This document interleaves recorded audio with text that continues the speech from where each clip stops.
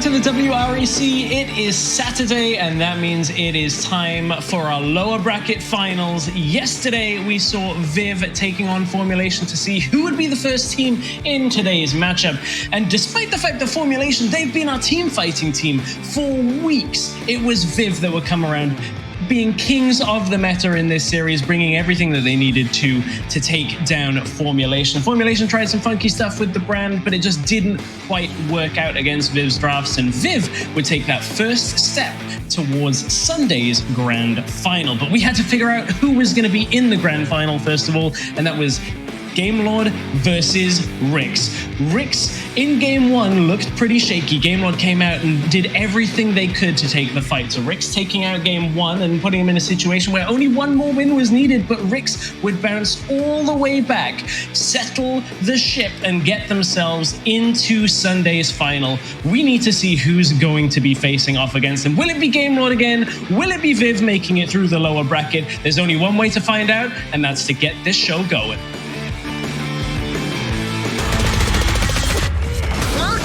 The official Riot Games Vibrant EMEA Championship. Everybody round here know we get hype. Everybody round, everybody round, everybody round, everybody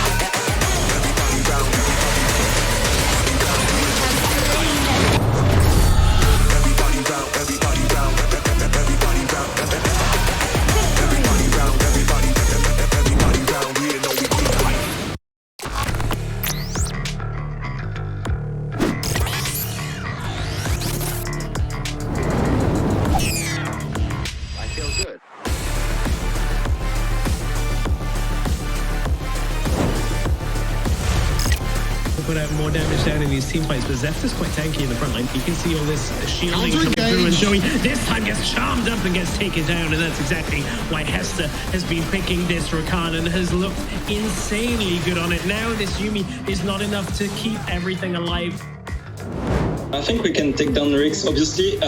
We are not playing to our top level. We are actually in a slope right now, and we are doing the best we can to come back from that slope, but Probably end the game as that's the hook onto Kamau. Kamau is going to fall. Absolute Zero gets blocked, and I was hoping to see a little bit more from Formulation, but WREC have absolutely destroyed them as random on that signature. Darius is going to go for the triple onto the killing spree. Yes, he said.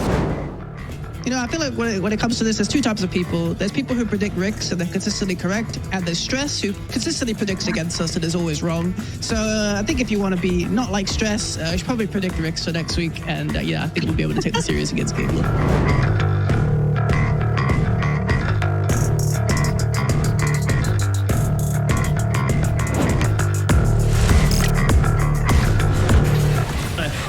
From long range is going to get Mullet the kill. Now they're trying to chase down onto Fran, as Kranix hasn't really felt his impact in this fight yet, but there's a double kill for the set. Gonna chase through as our nation forced to stasis. Absolute Zero. We knew we could win, so we never gave up, and we just played our game. We knew what to buy, we knew what to play, and I think we did it pretty well. It's going to be a long time before that Herald actually gets the tower. Acolyte in the front line for the time being. That's a really huge bullet time. That's a awful play for Team Queso right now. They managed to trade 1-for-1 for the time being, but they don't actually get the reset onto Acolyte. Oh, they played that. I don't know, man. In my opinion, VIV, like, they're pretty strong. Like, you can call them like dark horse, you know, for European team. Like, they have pretty solid team comps. They have pretty solid players. And I think it's gonna be like pretty good match.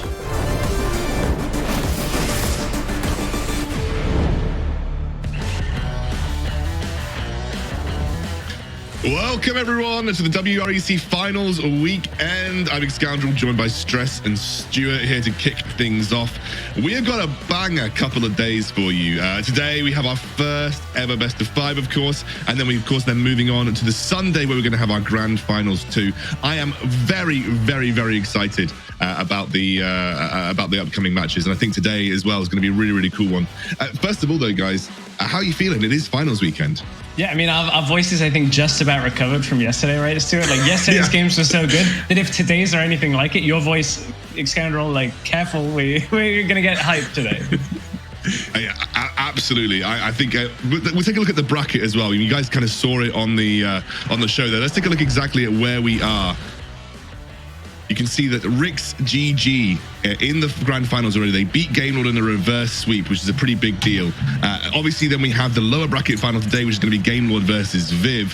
How do you feel about that? What's the thoughts about GameLord versus VIV right now? I think we saw GameLord versus VIV before in the upper bracket, and GameLord did take that 2-1 before. But I think this series is going to be really, really close. Hopefully, VIV have learned from their mistakes, and now it's going to be, you know, a best of 5 as well between these two teams, and only one team can make it as well to that grand final on Sunday. So I think it's going to be close, but I think we might see a repeat of yesterday's GameLord versus REC. Yeah, I think the interesting thing is, like, every time we see GameLord and VIV face off against each other, I always get this like feeling that VIV are so close, and there's just like a couple of pivotal things to go either way. So this is going to be such an exciting series in my mind. Absolutely is, and I think, of course, we have a little schedule to show you. I don't know if we just saw it there as well. It was obviously just we got the game coming away today, but we do have a video to show you how these teams got to where we are. So let's take a quick look at that.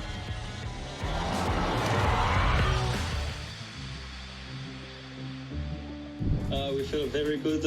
Obviously, we are doing the best we can to come back from that slump, but I think we can take down RICS. Obviously.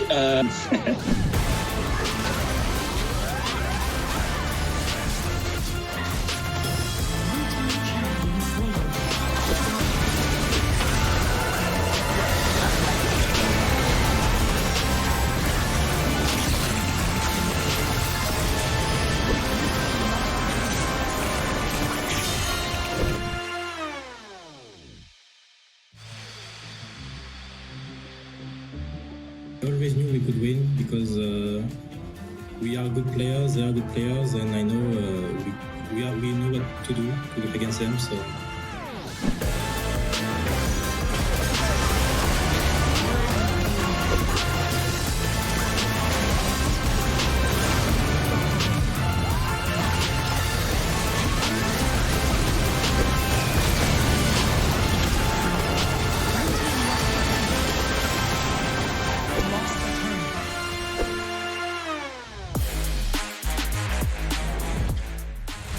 So we had some brilliant plays from these teams to get to this situation right now, and I think VIV definitely coming through as a bit of a dark horse in the tournament. I remember talking about VIV specifically way back, saying I think these guys definitely have what it takes to be even contending for the title, and we are potentially one series away from that being a reality. But they have a titan to face today in the form of GameLord. That to me is the big hurdle here, Stu. The fact that GameLord and RICS have been consistently dominant, you know, for VIV to really break that barrier is going to require something special today, it feels like. Oh, for sure. They're going to have to come up with something pretty huge to try and take down, especially because they, you know, GameLord have won before, so I feel like they have that little bit of an edge. But as Stress said already, it feels like VIV are so close to being able to take down GameLord. So maybe we might see a few different things as well in this series. So we'll have to wait and find out. Well, Stu, I think this is where we say goodbye to you. So, predictions first. Actually, predictions. Let's take a look at the predictions for today. We have, of course, predicted who is going to go where in this series. We'll take a look now. I think most people are aligned, apart from Hells, who has got the VIV hype behind him. Everybody else going for GameLord seems like the more, I guess, sensible choice, given the previous domination of this type of team. But you know, I respect Hells. I respect the VIV choice, because I think VIV are a really good team, and they of course, the last time these two teams met, they actually made that series quite close. You know, they actually made GameLord work for their win over VIV previously, right, Stress? Yeah, they did. They've had multiple 2-1 series in the last couple of weeks. I think VIV can get it done. I just think that GameLord have a real big depth of what they play and how they play. We saw that against RICS in game 1, where they were just really dominant yesterday. So if that GameLord show up, VIV will give them a run for their money. But I think GameLord are going to take it 3-1. I do think VIV can get one game from this series at least. I completely agree with you. Right, this is Stu. Now we are going to... Oh, we have got a tweet today, so we are looking at it. So I was baited by my production. They were like, no tweets today, and now we have a tweet. We have a tweet from Ed. Guy, one of our wonderful guys behind the scene at the LVP, just saying, guys, get in here. You've got to watch this. We've got some amazing games this weekend. So I fully appreciate that. I'm very, very excited about both today's and tomorrow's matches. Whoever Rix has to face is clearly going to have their work cut out for them, especially given Rix's series with Game Lord yesterday. Now I'm actually saying goodbye to Stuart. So, Stu, you can go now. Get out, because I have said it about 50,000 times now, and now you need to actually leave. Stress. Now we can talk a little bit about some of the key moments that we're expecting, and kind of like what has changed for the competition as well coming into today. Yeah, exactly. I think coming into today, the one thing that we wanted to start with a little bit is obviously the biggest news coming out of yesterday's games is Rix make it to the grand finals. I think this is really important to look at, because I think with Game Lord and Rix being so close, Rix finally kind of like downloaded the game plan from Game Lord. So that might give Viv an opportunity to kind of read how Rix won yesterday and bring that into today. For instance, like we saw an Akshan game out of Snitch. We saw Garen make problems for Game Lord in the mid lane as well from Snitch. So maybe there are a few pieces of the puzzle there for Viv to take and say, hey, let's try and emulate that and get ourselves on the board already in this series. Yeah, absolutely. I think there's a lot of information for all these teams across the competition thus far. Very, very interested, because I feel like Viv have gone from strength to strength every time we've seen them play as well. And I think Game Lord, even self-admittedly from Redemption, they're in a bit of a slump, and they feel like they're in a bit of a slump. And, you know, this is a prime opportunity for Viv to kind of upset the apple cart and potentially showcase why this team is quite highly respected among the pros right now. I think, you know, a lot of brilliant players on the Viv roster as well. And I think they've had a fantastic tournament. They really, really, really have. But of course, that's not the only thing that has changed coming into this weekend. It's been a shift to a different format. Yes, we're on to best of fives, and the important thing here is that you and I have cast many best of fives in League PC. The difference here is you start playing a little bit more against the team that you're facing. You plan for like, okay, where are their weak roles that we can ban out? Where are the picks that we can take out in between games? So we might very well see a slightly different meta. And for me, like this kind of goes towards with the way that Game Lord, they've played different things out of the bottom lane. We've seen a lot of Corki, we've seen the Seraphine.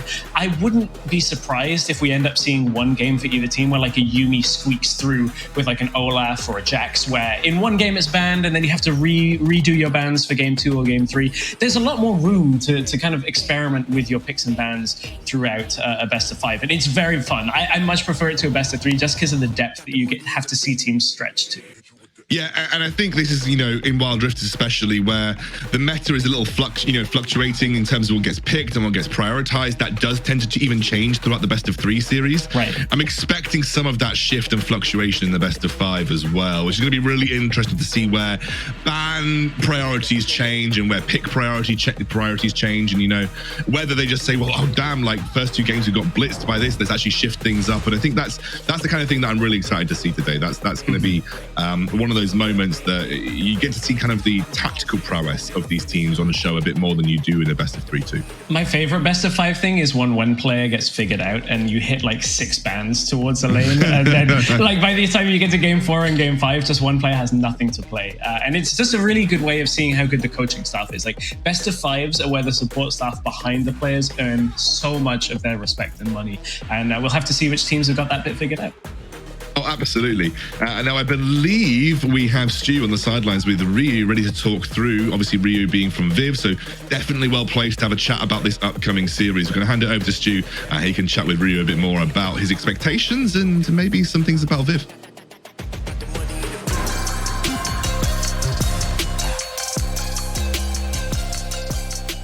Thank you very much, Scoundrel. I'm indeed joined by Ryu for another Ryu. Ryu, how are you feeling? I know the nerves might be kicking in a little bit, obviously, as yourself a sub at the moment for VIV. How are you feeling going into this series? I feel great. I think obviously I'm not on the starting roster today, but I know my teammates and I'm sure they're gonna smash it today. So yeah, I mean, I'm obviously nervous because it's a big day, big game, good opponents, but I'm confident we can make a show.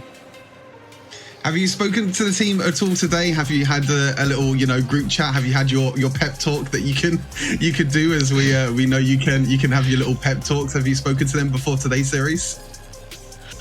Only a little bit in the rooms, but usually I come in and flame them after they lose the game. So my pep talk is saved for a more stressful moment.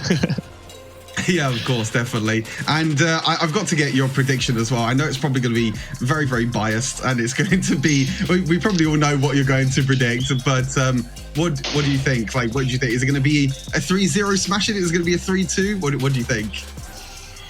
I think obviously we will get some hard competition today, but I think we're going to take a 3-2. Game Lord is an excellent opponent, but I believe my guys is gonna do it, and we're going to win this game. Awesome. So then, if you do get to if you do get to the final, do you think you can, your team can take down REC as well? Because I feel like they're the best team at the moment in the grand final. So, what's your thoughts about REC as well?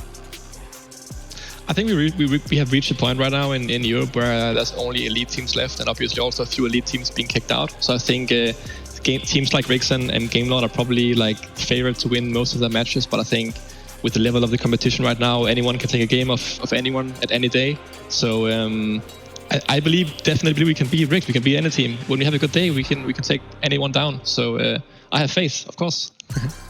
Awesome stuff. Ryu, thank you very much as always for joining us with this interview. Hopefully we get to speak to you again soon. But for now, back to Stress and Scoundrel to get us closer to game number 1.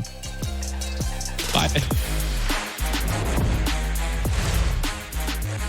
Great to hear Aria's insights there as well. And I think I really kind of agree with the assessment that we have just got the elite left in Europe right now. And I think actually VIV is breaking that barrier a little bit. I think most people would have taken a look at a blanket slate of this tournament and said, Game Lord, REC, elite. Everyone else kind of competing for that spot. And I think actually VIV are breaking that barrier, breaking that boundary, and trying to kind of put themselves in that position where they can be compared with the likes of VIV and REC. But let's take a look at the rosters, guys, for this matchup. Coming in, we have really, really great players on both sides, honestly. VIV, the reason I kind of rated them so highly coming into this competition is because they've got such powerful players like Kranix. Sharks has been a real surprise for me. Tyrus has got a lot of experience competitively. And whilst they aren't the flashy big names like Zefter or Ruiz or Redemption, they're people who definitely had that potential to shine. And I think they have been throughout this entire tournament. But of course, Stress, Game Lord, massive players. Lonely Kid has been a great addition for them in the Baron lane. And when you've got like the Zefter and Ruiz on your team, you know that you've got that kind of caliber of player to put you at the top echelons. And it's a really funny thing that the players that you mentioned, because I actually think that when we look at the roles that are going to have the most impact in this game, looking at yesterday's series, Lonely Kid and Hester are the impact players in my mind. As good as the names of Zefter, Redemption, and Ruiz are, and they will carry a game given the opportunity, Hester, his engages are insane. Lonely Kid's timing on using champions like Camille is really important for the way that Game Lord like to play and get into fights. So I'm like top lane and supports, I think, is going to be one of the most interesting matchups. But I think line by line, every single position has really great players, and it's the same for VIV. Like their top and their support are not exactly the most known with Millipede Floor, but I think that they have been some of the absolute standout points for VIV, and it's such a cool matchup that we're getting to see established players against some of the newer ones that we haven't seen so much of in previous tournaments. Absolutely, it has been fantastic to see, especially as you mentioned, this be like a scouting ground for amateur talent. Now look, Stu's back. He's going to bless our screens once more. He's going to talk a little bit about his key points heading into this series.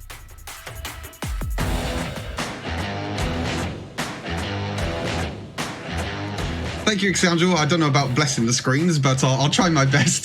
With Game Lord versus VIV, we got to talk about the focus on the duo lane. Stress spoke briefly there from the supports, the likes of Floor and Heste, where Galio and Janna might be a high priority, but also for the carries as well down in the duo lane. Redemption versus Kranix. We're going to be seeing a lot of focus on these two carries. Corky bans, Vayne bans, maybe Ziggs as well as a really high priority pick for these two carries. So it's going to be really important going into draft to see if it's going to be very, very similar draft to what we saw previously. Then we talk about the easy to execute team comps. I felt like as we've gone through the tournament, teams have, picked up champions a lot more, like Vi, like Camille, and these two teams love them champions as well. It's just really easy champions that you could just click a button or, press on the screen as it is in Wild Rift, and you'll be able to pretty much dive onto the backline of the enemy team. So I'll be interested to see if Vi is going to be a high priority, because I know Tyrus and Zefta have both played it themselves. And then we move on to the best of 5 series difference. This is when the drafts come in really, really huge. Stress spoke a little bit about how it might be a lot focused on, one particular player, or it might be a few little surprises we might see. I think in the first few games, we might see a few surprises, maybe a few picks that teams want to try out. And even if they lose, they still have 2 games left as well where they can make a difference. And VIV as well, they've been focusing the same bans every single time they've played against Game Lord on that duo lane. So that's enough of me talking. Let's get closer to game number 1 with Excalibur and Stress. I am so excited. We are so close to that pick and ban phase. We can really start to see this series unfold, and we get to see how these teams are going to approach things. Because what I love about the first pick and ban phase in a series generally tends to be you get a good scope of who they think is a threat. Who do we think is a threat? Are we going away from meta to target a certain player, or are we going to go with a blank slate and just go for like the meta bans and just see what happens in the first game? It's just a good litmus test. I think get the mental space of where these teams are heading into the game. It is, and I don't think that there are any players that have like a particular weakness where you can only ban 1 or 2 things. So I'm thinking like game 1, we're going to see the super high priority on Ziggs like we have throughout the last 2 series yesterday. Like Ziggs in Europe has gone from like not really being picked to slowly building back up as a first pick and not banned, to now being like, okay, if you don't first pick it and don't ban it, you're going to lose out if you let that pick go over. That's what we saw a lot yesterday's game. So as we head into game 1 and draft number 1, I would not be surprised to see VIV ban out Ziggs in this first game. Redemption and the likes of Game Lord have just been too strong with a pick like that to give them that security from bottom lane. Yeah, Stress, you need to remind me, by the way, if I ever open a champion select and half my face is obscured by the overlay, you need to remind me, because I always watch myself. I was like, Kieran, how is your face below the champion select graphic on most situations? I'm not going to tell you out of spite, just because at some point I need to be able to look down on you. That's all this is. That's what that's going to be. Looking at this draft, so Kranix has drawn a bunch of Vayne bans, and it's not just a Kranix thing. We actually heard a little bit in our interviews yesterday. The Bruiser meta means Vayne goes up in priority because she can deal pretty well with most bruisers. Does that, anti-tank shredding damage, and not too surprised to see it banned out here. That's a pick, though, that might get let through later on in the series. That's the kind of one that can swap out quite quickly. Yeah, and I think as well, Vayne kind of rose to popularity when Garen was becoming really powerful as well, because Garen is god-awful against Vayne. Like, if you can survive a flash Q from Garen, Vayne's getting out of the picture most times. There's the Jace and the set bans, though. And we have the Rakan ban. I love the Rakan ban because it's something that I think both Floor and Hester love. And you did highlight Hester as being one of those players that was super impactful on the Rakan. That engaged potential was something that was so absolutely key to him. And I really love that they're actually giving the respect over to Hester as a Rakan ban. But also, I think if you talk to teams, and that's very interesting. We'll get onto that in a minute. If you talk to teams, I think people realize that Rakan in competitive is such high priority in general for a support pick. So I very much appreciate that support ban. But the Corki pickup so early on feels like a Kranix deny to me, Stress, to be honest with you. So Stuart also touched on it, like Redemption, one of his most played is Corki as well. But yesterday with Game Lord, we had it banned in every single game. So it's kind of a surprise to see it come through. Ziggs may be picked up here, but the fact that they got Gragas allows them to flex it to a full AP position. So they may opt away and more towards a traditional AD carry that can hang at least a little bit more in the late game. Like Ziggs obviously is a very good late game champion, but it's all around that ultimate. The damage comes down, they deal all of that explosive damage and move on. So it's actually going to be the Galio they're opting towards. So double like AP bruiser style, if that makes sense. Like both of these get a little bit tanky, both do AP damage. Yeah, I mean, Gragas is one of those interesting picks where he's kind of like pseudo tanky through Drunken Rage, but you generally just see him build like Lich Bane and just try to bomb shot people. That is an interesting pickup. We have a Ziggs and a Corki locked in, both facilitating a similar kind of role, both very magic damage artillery style play. And that is going to be almost indicative of a very long range style of gameplay here from Game Lord. Very siege heavy, very likely to rotate and just take as many towers as physically possible as they can, and scaling up. You're already seeing damage that is necessary to scaling here for Game Lord. So they're expecting this game to go a little longer with the Jax as well. What? There is no early game here, Stress. Like, we're not looking at any kind of early game impact. I would be surprised if they're even looking at contesting first dragon in the game right now. Yeah, no, I mean, surely you have to draft like a Renekton or something like that out of your top side of the map to try and compensate a little bit for this. But like, we stopped saying, oh, well, you know, Corki and Ziggs can flex between mid, because they just never were put in mid, because it was just always better to put them down in bot lane. Now that we have both, one of them is going to have to go there. So it'll be really intriguing to see which one. And Viv go, okay, you're playing for the late game, we'll play for the early game, and pick up probably the earliest in the game meta AD position bot lane carry with that early fights. Really great, and it synergizes so well with Gragas, kind of with Gragas, depends on how you play it, and obviously synergizes brilliantly with Galio. You're looking at a team that is trying to set up around team fights, try to essentially force the issue through objectives. I reckon that Viv are going to very highly prioritize dragons. They're going to try and get that ball rolling as quickly as possible, and maybe look for an Elder Wing condition before Game Lord had that space to kind of scale up and become a super powerhouse. Really depends on how we see this rest of this draft go. I mean, the Vi ban makes perfect sense here. I was about to mention it. Like Tyra's, whenever he sees a Ziggs, has always locked in a Vi. So the Vi ban is now kind of more focused towards Tyra's here. So we're expecting maybe a couple more like Tyra's focused bans. But with the Vi gone, like, you are scraping the barrel in terms of what Tyra's traditionally would go for in these types of situations. Yeah, that's a fair point. I wonder whether they'll go all in on the early game as well with Lee Sin. Now, Game Lord played into Rix's early game comp yesterday and did very, very well against it. We're seeing now focus go towards the top side on some of these earlier fighting top laners. When you look at that, Darius is gone. Akali now gone as well, because we saw it in yesterday's series too. So it can hang a little in the early game. Viv, if they were to take away the Renekton, I think it might put Game Lord in a little bit of a rough spot, but there are a lot of options available. And of course, that Gragas may very well be going top. Yeah, but the beauty of Gragas is it can literally go any of the remaining roles realistically right now. Support, top, mid, jungle, all of them are available for Gragas, and that does give Viv some flexibility. That is a very interesting pick to me. What I would say is that I think it synergizes quite nicely with, and we've seen it from lots of teams, when you pick Gragas and you pick Varus and you pick Galio, you are naturally going to force the enemy to attempt to split up in team fights, which plays into isolation for Kha'Zix, and that does allow him to have a little bit more flexibility and usefulness in team fight situations. I've always been critical of Kha'Zix in competitive games, until I saw teams utilizing him in conjunction with things like the Gragas and the Galio to naturally force teams apart in those team fight situations. And that makes Kha'Zix much more easily able to pick off those individual targets. However, in my opinion, it's a bit of a risky pick. You know, like it can flop pretty hard. But, you know, in a first game of best of 5 stress, we talked about best of 5 situations. If you're going to take a wild card pick, usually that first game is a good chance to kind of throw things out there, because you know you've got a lot of space to work with.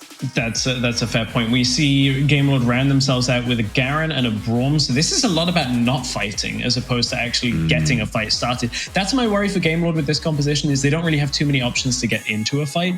Viv, on the other hand, are playing a comp very similar to what Rix lost with in game 1 against Game Lord yesterday. That was a Kha'Zix Varus early game composition. So I really want to see Viv bring something that gives them later game. Diana isn't late game, but will help on fights in the mid game as well.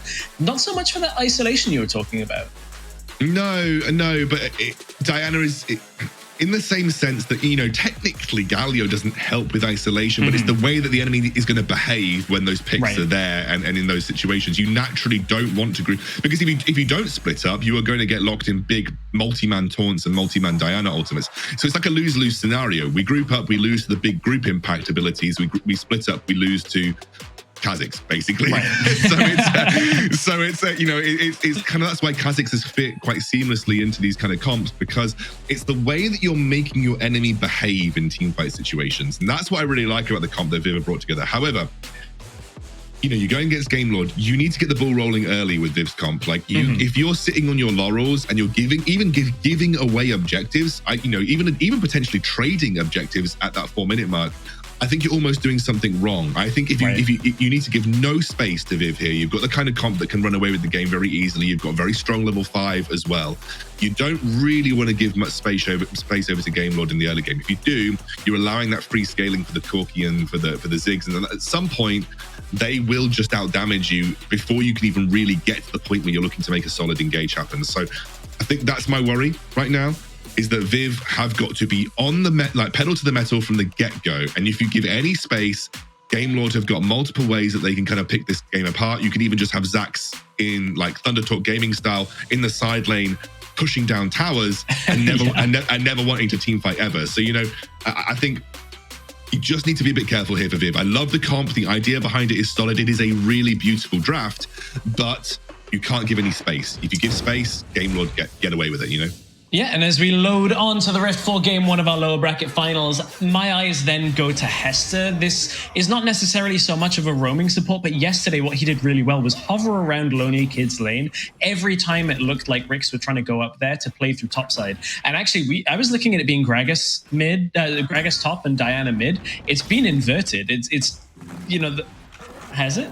Yes, it has. Okay, I'm confused because Zefta's out of position as well. Some of the names are wrong on the scoreboard a little bit in where they're at. But yeah, we've got Gragas mid lane, Diana topside. Very different, as Diana already getting shredded down by Lonely Kid. This is one of those problems about taking a matchup like this. Is Garen's early game, he will just output a ton of damage if you're not prepared for it.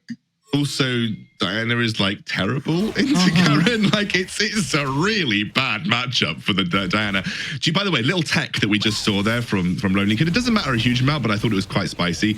He didn't pop the ignite as soon as it looked like Miloop was going over to pick up the fruit. Pop the ignite, made it much less value. Huge, like really significantly reduced the value that the fruit gave Miloop, and that also means that Miloop now is zoned away from the wave. So Lonely Kid, just a nice little bit of tech there, is going to force Diana back very early, and that is going to allow him to get control of this lane nicely. So already things going quite well for Game Lord on the top side of the map. Yeah, and this happened yesterday as well. I know I'm saying this a lot, but I actually am getting real bad deja vu in the sense that like Lonely Kid walked into lane and did very well against random in the lane, and it forced Ricks to bring members top lane, and that's where Hester was like, oh no, we'll hover, we'll defend the lane against you. And it meant that Ricks ran out of time because everywhere they were going with their jungler was towards top lane, and no play ever happened, and it stalled the game so the Game Lord could wait it out. And this time they have this monstrously strong late game comp that's always going to clear mid, and then have Jax and Garen able to split push and like if they want to push the side lane very quickly. And I think that is something also that, if Garen gets ahead at this stage in the game, they actually can, with the package, be a little more competitive around those first objective fights. And if you can be competitive around those stages of the game, that actually is warning signs for Viv, in my opinion. Like, Garen himself can get strong enough at that first objective fight that, regardless of how good your team fight could be from Viv, it might not matter as much because he can just kind of absorb the majority of the damage and then kind of give space to both Ruiz and Redemption to do their thing. Very interesting, though. Sharks, obviously, I think we expected him to potentially pick up the Gragas. He's shown a lot of aptitude for that pick throughout the games that we've seen him play. I think he could be in draw. That's a gank here from Tyrus. The top side, Moonfall comes through, flashed out by Lonely Kid, and that's going to be a 1 versus 2 that he defends through. Ruiz was roaming up, but no kills on the board yet. Flash for ultimate for Miloop, but obviously that should just be coming available around those first objective fights. That's a nice little engage by Sharks. Yeah, there's the Gragas damage with the explosive cask as well. Forces another flash. So Game Lord may very well have to hesitate before these first objectives. Those flashes are not going to be up. Yeah, that is something to be a little concerned about, especially for Lonely Kid, because he's going to be the one that wants to flash on and threaten one of those annoying backline carries like the Varus. We are now seeing a pivot into just getting that bot lane mid. This is often what you see in the meta right now, especially on the European side of things. We put our dragon laners into the mid lane who just sit there and clear waves as best as possible. And I think naturally when you have a ranged disadvantage matchup like the Gragas into the Corki, it makes a lot more sense for you to just shove your Varus mid and just kind of out wave clear the Corki, absorb absorb that experience, and unlock your support to be able to roam more freely between those objectives. We are going to see a trade, though, here. And I think I love the proactivity of Game Lord. They realize there is no way that we want to even potentially fight for the Dragon. We're just going to go straight over to the Rift Herald, so they won't even have the space to kind of contest us on it. Which, I mean, the only way really Viv break mid tower is with Rift Herald. If there's no mistake out of Game Lord, like having both Ziggs and Corki should be able to just sit there and clear it down. So quite a fan of them getting the Rift Herald early on for Game Lord. Moonfall's going to come up. Galio ult on top of it is not going to hit anybody with the crowd control, but it does force out some more flashes as Rift Herald will charge the tower, but they haven't got enough damage down to actually take it. They're going to go for the fight. Can't quite get the kill as Flower flashes away. Does get smited down. It looked at by Zefter. At least he got the damage down for that kill. First blood over to Game Lord. Rift Herald did not get the tower. Yeah, but it was still a nice play from Game Lord. Like, you will take these kind of small wins. Look at the gold score already building up in favor of the team that does have a lot of late game scaling potential. So I think you've got to be a little careful if you're Viv. What is going in favor of Viv right now, though, is that Ruiz? Ruiz is like, I'm going to use the package. Gets explosive cast under the tower. What has gone on in Ruiz's mind? Well, it just... That's like a open settings report level of play. I don't know what I just watched. Well, welcome to the EU lower bracket finals. This is our top 3 teams going against each other. That was not a good showcase for European Wild Rift right there. I genuinely think that he thought he was going to, like... Let's take a look back at the fight. Production is saving us from we have no idea just happened. It was a nice little play. I think really set up well by Hester there. Obviously, the problem is that when you're Viv in that situation, you can't fully commit to the fight, although saying that, Floor. Yeah, another fight now as the Mega Inferno Bomb comes up. Floor is getting caught out a little bit because he's trying to play this defensive under the tower style, can't quite survive, and has dropped again. Yeah, Game Lord just unlocking much more freely from the mid lane right now. Having Ziggs just able to push those waves in and Varus not quite able to cope. And Game Lord being much more proactive on this side of the map. Hest, again, being that one that's in the right place at the right time, a little bit ahead of his counterpart. And the vision control as well from Game Lord has allowed them to be more aggressive in kind of setting up these picks. Hasn't resulted in anything tangible just yet. They're still knocking on the door of that tower on the top side of the map. But nonetheless, you'd be pretty happy if your game...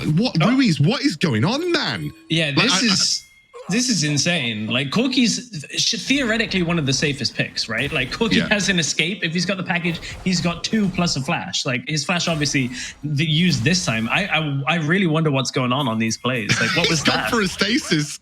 He's like, there's no way, man. I'm not going to let this happen to me again. I'm going for a stasis.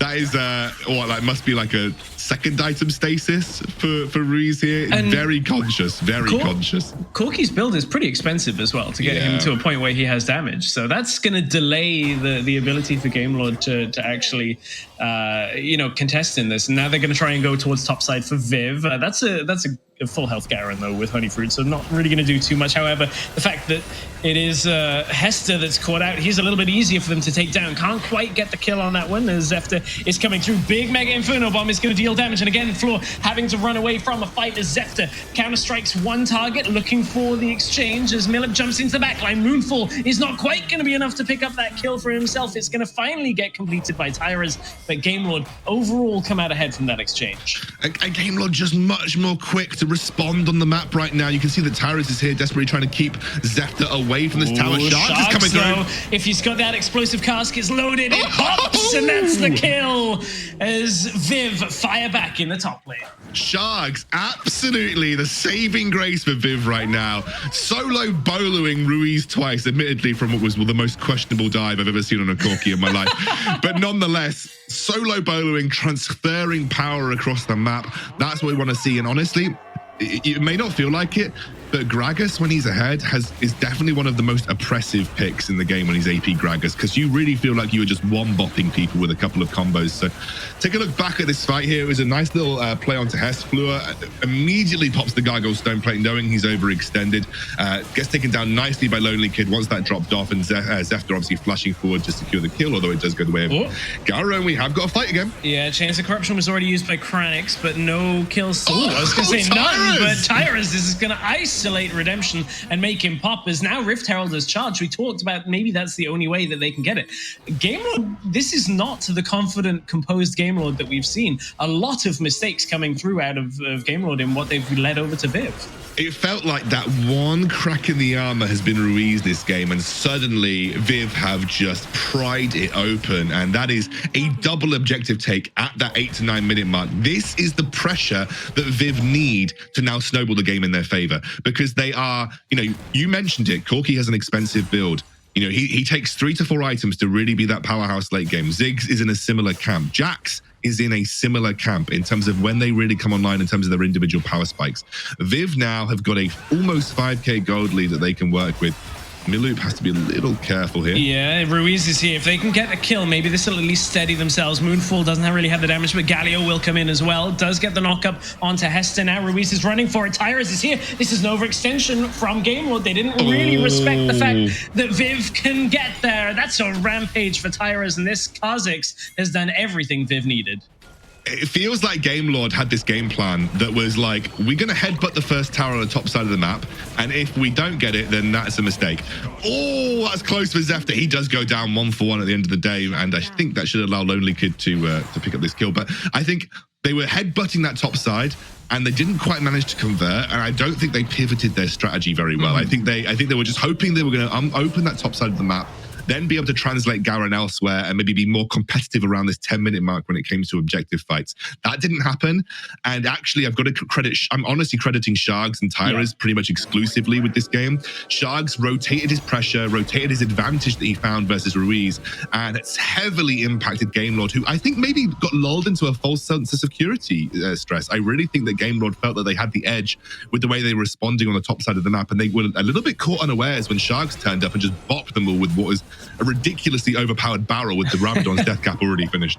Yeah, it was a pretty impact moment. For me, the weird thing about this is, like, for months I've kind of said in a lot of casts that I feel like Ruiz is always one of the absolute strengths of Game Lord, where it's just like he never seems to lose lane, he never really seems to make mistakes. Okay, he doesn't always carry to the solo carry status, but like I've never felt that he is the problem in any Game Lord games. But now, like, he's 0-3. The weird tower play, maybe there's a misclick you can forgive, but then dying under tower on his own side solo, trying to overextend in bottom lane, like something is off with either the communication or the play style that they're trying to do, because I felt coming into this, Ziggs and Corki should slow this game down so much that VIV have no option. But they've played into VIV. Like, they've taken engages that they absolutely did not need to take.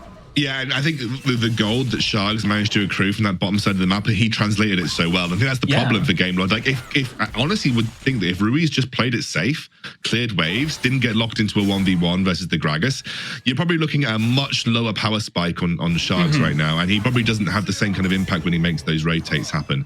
It's not all doom and gloom. They aren't hugely behind in terms of gold, and you can already see that Ziggs is working towards that Rabadon's death cap, which once that's finished, you'll really be having an impact on that particular champion. But the problem for Reese, look at the Corki build. I can hear Stuart in his own brain just internally combusting that we're seeing an Essence Reaver picked up, because in general I think the accepted Corki build happens to be the Solari Charge Blade, but also Manamune. It's a great item, but it's quite slow, and it kind of plays into the scaling aspect that we see from the Game Lord squad.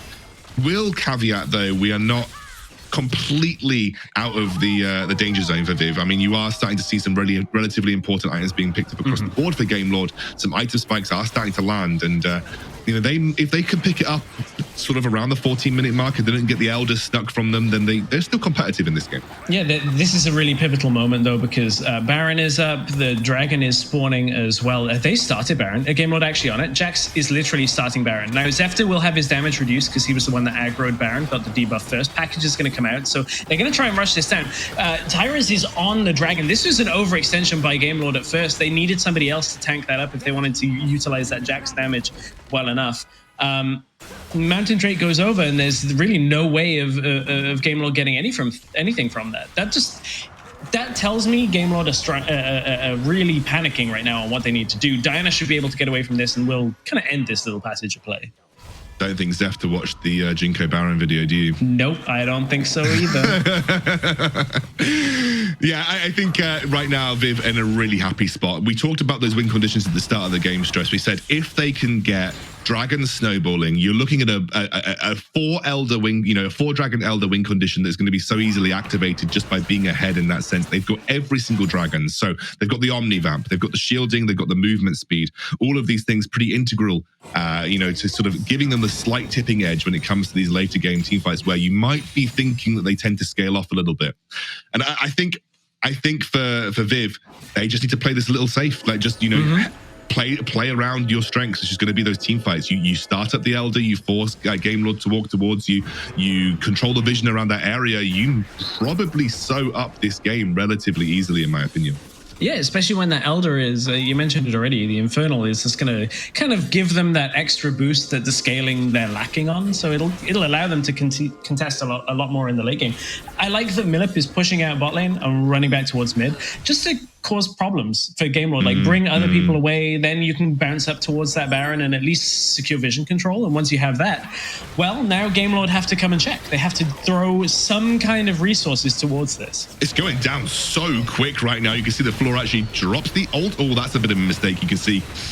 Yeah, that was a little blunder as Chains of Corruption do land as the Moonfall in the backline. There's the Baron going already. So we'll be able to take this fight. The objective's already gone their way, and it's Hester that gets caught out as Tyra's going to jump in. Lonely Kid spins on him, but doesn't have enough damage to do too much. Ruiz dropping low, but Kranix doesn't have that cooldown back available yet. Viv, they've already got the Baron. They got everything they needed as Tyrus has jumped in on the top side. It's going to find Lonely Kid. Does he have the damage to do it? Zephyr's going to exchange as Counter-Strike will lock, but it's actually the Jax that falls. Like, Game Lord are in such a bad position as Viv have taken the first Baron of the game and are likely to crack an inhibitor here. Yeah, and we aren't too far away from Elder either here as well. This is a great start for Viv in this series. Unbelievable play. I said from the draft, I think their draft was better. Like, I genuinely do, but it relied on them playing the game the correct way. And boy, they had admittedly some mistakes from Game Lord, but they took advantage of it everywhere they could. And now Viv just, I don't think it's easy for Game Lord to resist this kind of comp. Sharks just, even with just one ultimate, thrown it out to the wayside, half HPs on those backline carries. And Viv take a free inhibitor tower because there is nothing that Game Lord can do about it. Quick reset, get refreshed, set up for that Elder. Let's take a look back at this Baron. You can see when you've got a Fed Kha'Zix, Baron does get melted, but it's all about how many ults were used purely to stall. That choke point is a death sentence for Game Lord. If they want to run their team through there, you're playing into the Galio, you're playing into the Diana, and even the Varus ultimate too. They knew they couldn't just run gung-ho through that blue side jungle entrance to try and contest the Baron, and Viv just knew they could zone them out. They played that so well. Really big props to Viv, both from draft and gameplay so far. I think they've got Game Lord by the by the scruff of the neck, really. I was wondering where you were going. I was like, we're talking about short and curlies here. It's Viv that are going in on this. As Flora is going to be able to land the taunt. I mean, they've already taken out Redemption. They don't even need the Elder Drake by the looks of things to end this one out. And Viv are going to do what Rix couldn't do against Game Lord. Play out the early game composition, force Game Lord into fights, and crush through the Nexus for a game 1 win in this series. Viv are going to be 1-0 up against the Titans of Game Lord. That was not what I was expecting from this series. You know, I know Viv, I know we talked about Viv being strong, and I'm going to give massive props to the Viv draft right there. That to me was a Draft Kingdom win, and the way they executed on the draft, absolutely took Game Lord apart. I think Game Lord saw like big power picks like the Ziggs and Corki and just thought, draft them, deny them. Maybe we find a way to slot them into a comp. And I just think that Viv responded so well in the draft phase. This was one from before we even got into game in some way, shape, or form. But there was some mistakes from Viv on the top side of the top side of the map early on, and that's where Game Lord were looking to exploit Stress. But Game Lord again were trying to butt their head against that tower, and they didn't really pivot particularly well. And I will say, we mentioned it, Ruiz kind of threw so much gold the way of Sharks, and this was, in my opinion, the turning point play. That translation from Sharks towards the top side of the map resulted in a huge win that Viv were able to capitalize on, and Game Lord actually don't think ever recovered from him. No, because Game Lord was stretching to make this play, and then it forced out Ruiz to use all of his summoners and his stasis and everything, and that means that they're not available for the next fight, and that was all on Game Lord's decision making. It's a really odd one because Game Lord, if any team draft 3 late game picks in your first half of the draft, like it's a very easily telegraphed thing. If you can just pick early game against it, then you've already sent this signal that I don't like the draft at all from Game Lord, if I'm being honest. I think there's one thing to be taking strong picks, but like trying to force picks into other positions that we don't typically see them from just because that they're power picks is not as good as actually just building a robust composition where like you already had the Corki, pivot away from the Ziggs, because I just don't think together they work too well. But it's way too slow in my mind, and Viv knew exactly how to punish it. My issue came in the form of the fact that, you know, you've got to look at the types of picks that you're seeing, right? Corki, you mentioned it, extremely expensive build. Redemption, you mentioned it, you know, late game scaling requires a lot of resources. And Jax, you've got 3 resource-heavy champions in your team and not enough resources to go around. And that's the major problem, I feel like, here. When you draft this kind of comp, you're either expecting the game to be delayed so long that you can actually get the necessary resources onto these carries where they will become the late game powerhouses they are, or you're just hoping that you're going to dominate through pure skill alone. And, you know, you're going to come out in the laning phase just being the better team. And that just didn't happen here. Viv certainly shut that down. Massive props to Tyrus. I don't think he's had many kind of like, this was my game, this was my moment. But on the Kazakhs here, I've talked about it. I never really rated Kazakhs as a competitive pick. But the way that you draft him alongside the Gragas and the Varus even, and the Galio, it sets Kazakhs up to be monsters in these teamfight situations. And I think they drafted so intelligently and played the game the way they should have. When you draft these early game kind of like teamfight orientated comps, like setting up a genuine dragon win condition where you're taking dragon on spawn, setting up a very quick kind of like 16-minute-ish Elder win condition. It's the way you want to play it, and they did. And they didn't even need Elder, like he said. They got so far ahead regardless. So honestly, brilliant game from Viv. Yeah, I think that... Please go ahead. I was going to say, because I realized you were play-by-play in the last game, so therefore I naturally transitioned away from doing the play-by-play natural things. Let's take a look at the play of the game from that game here, Stress, and we can take a look back at one of the big moments. I feel like for me, the play of the game was that Sharks kind of play top side of the map. So I'm hoping that might be it. No, it's going to be that fight around the mid lane. There was a really great flash engage from Fleur, and it was just... As mentioned, look at how split Game Lord are here. This is where Tyra's absolutely excels. You can't group up easily. And by the time that you've taken out 2, you know, you split them up again with that Gragas ultimate, and then Tyra's just able to take people out left, right, and center or do the damage necessary. So I think that kind of almost was like poetry in motion about how this comp is supposed to be played and how Kazakhs functions in a team fight when you're drafting those types of picks. Yeah, I think it's funny. It feels almost results based from my side of things, but like when I saw the draft yesterday out of WREC, it was very similar with the Kazakhs. Like Game Lord did a really good job of shutting SE7 out of the game on the Kazakhs jungle. They used like a Camille to lock it down, not get kills.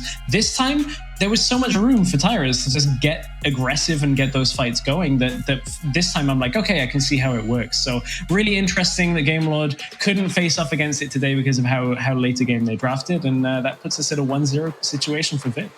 And that is a great start, because that potentially means if Game Lord get it together, we could be looking at a banger series here. You know, I mean, color me surprised, but we could see Viv, you know, 3-0 this one, given the way that they're playing. But maybe. But regardless, if Game Lord can pull themselves back out and play at the peak that we know they can, I think we're looking at an absolutely fantastic series here in the lower bracket final. Right, Stress, that is it for game 1. I'm going to say goodbye to you, I believe, for the time being. We're going to be welcoming one of the other casters to kind of take us through the next game of the series. We'll see you all very soon.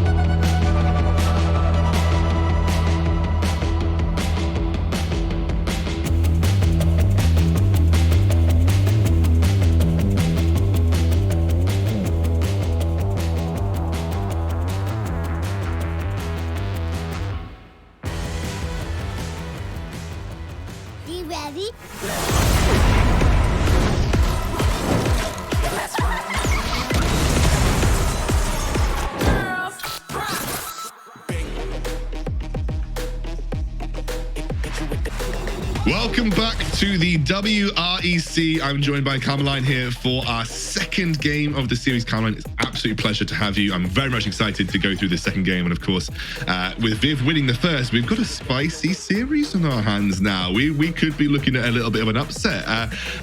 You were watching from the sidelines there, Carmeline. What did you make of the game? Did you think that you were surprised by Viv's performance, or did you think that actually they played it well from start to finish?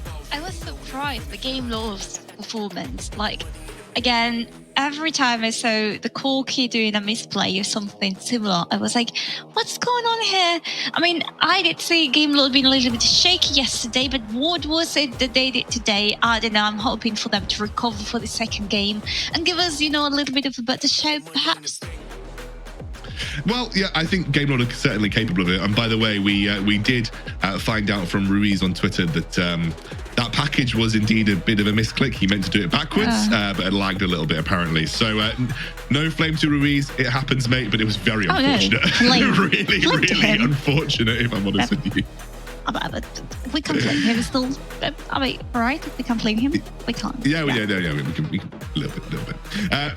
So we're going to go over to now. We have another sideline, and we had Hells watching from the sidelines in that game as well. He's going to chat through some of his key points heading into the second game of the series.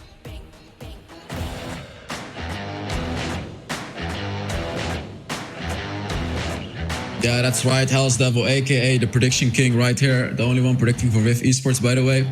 Let's talk about the key points of this game. That was a great draft between VIV and Game Lords. And I want to say a great draft from both sides, because Game Lords did get Ziggs and Corky, but then it was an even better draft by VIV Esports. They combined the Kazakhs with champions that can separate the enemies, like the Gragas. So amazing draft by VIV Esports. And then after that, what was also amazing was the objective plays by VIV Esports. I would have expected Game Lord to take pretty much any objective, because they had that Corky. They had the Corky with the package, but VIV Esports every single time were just able to push him away and get the dragons anyways. VIV Esports was able to secure 3 dragons. So it's going to be very interesting to see how Game Lord is going to play around this in the next game. And then also amazing rotations by Tyrus and Sharks. Sharks already had won his lane very well, but then he also rotated to other lanes and transferred his lead to other lanes as well. And Tyrus, we saw him as well, just getting like above 70% kill participation, I believe, rotating around all the time. And I'm sure we'll see more of this in the next game. So enough about the key points. Back to Karma and Xcandro to get us into the next game.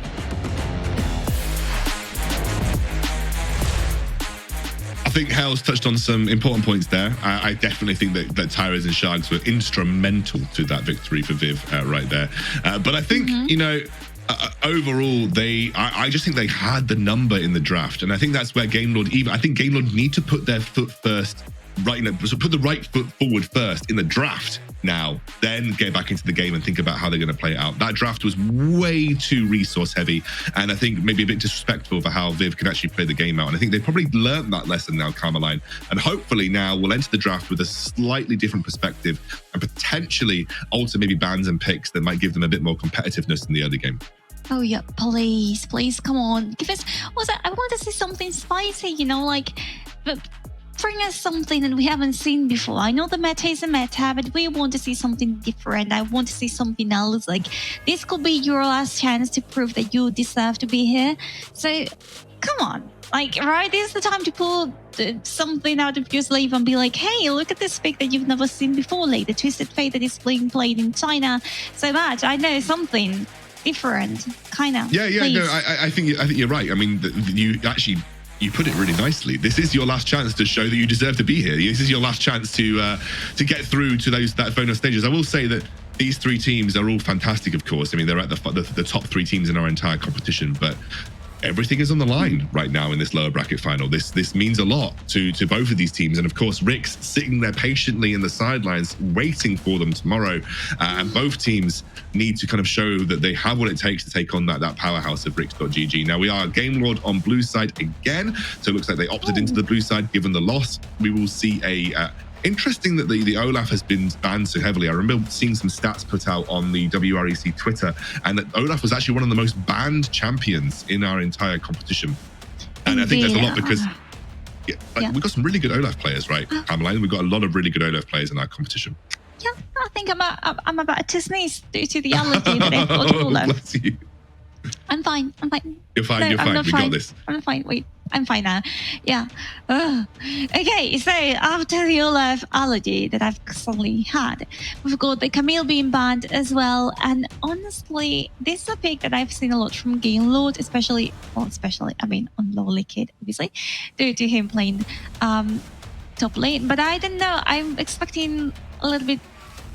Maybe again some special picks. So these bans are not really bothering me. The Varus, again, a counter to the last game that we've seen by VIV, where I think they played a really interesting, important role. So little by little, we can see how both of these teams are orienting the respective bans, and it tends to be towards the top lane, mainly the Galio as well. I mean, last game, KOs, you don't want to see Galio again. I really like this. It's great adaptation from Game Lord. Like, Varus is really interesting. Varus is one of those picks that a lot of people consider to be one of the best competitive AD carry picks in the game right now. But obviously with the AP carry method kind of overtaking, Varus kind of got dropped to the wayside a little bit. I definitely think VIV has showcased why Varus is still considered an extremely high tier pick in general. I love the Galio ban, and of course the Rakan ban versus Hest, and it'll be a first pick Gragas. So big adaptations here from Game Lord overall. And that is actually going to force VIV to showcase something new entirely. I'm getting vibes from, again, the last game, but in this case, it's Game Lord who are going to play against a really flex pick. We can see in the top lane, mid lane, even support Gragas, depending on where you want to take it, particularly when it comes to AP Gragas. Now, for VIV, it's going to be Set, and we hadn't seen Set in this series just yet, but what we saw last week should be a warning of the damage that he can do. So I'm really excited to see what they decide to take this champion, because once again, it is a very flexible, versatile pick, as well as a 6. So with these two picks, we already have a lot of damage. We've got AP coming in, and we've got a lot of teamfight potential. So let's see what this takes us.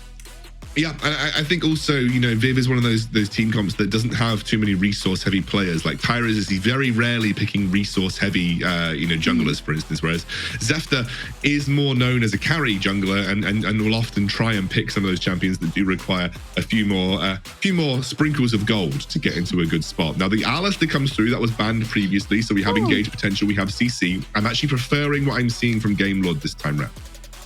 Yeah, I think... Didn't you say you liked the composition last time around better?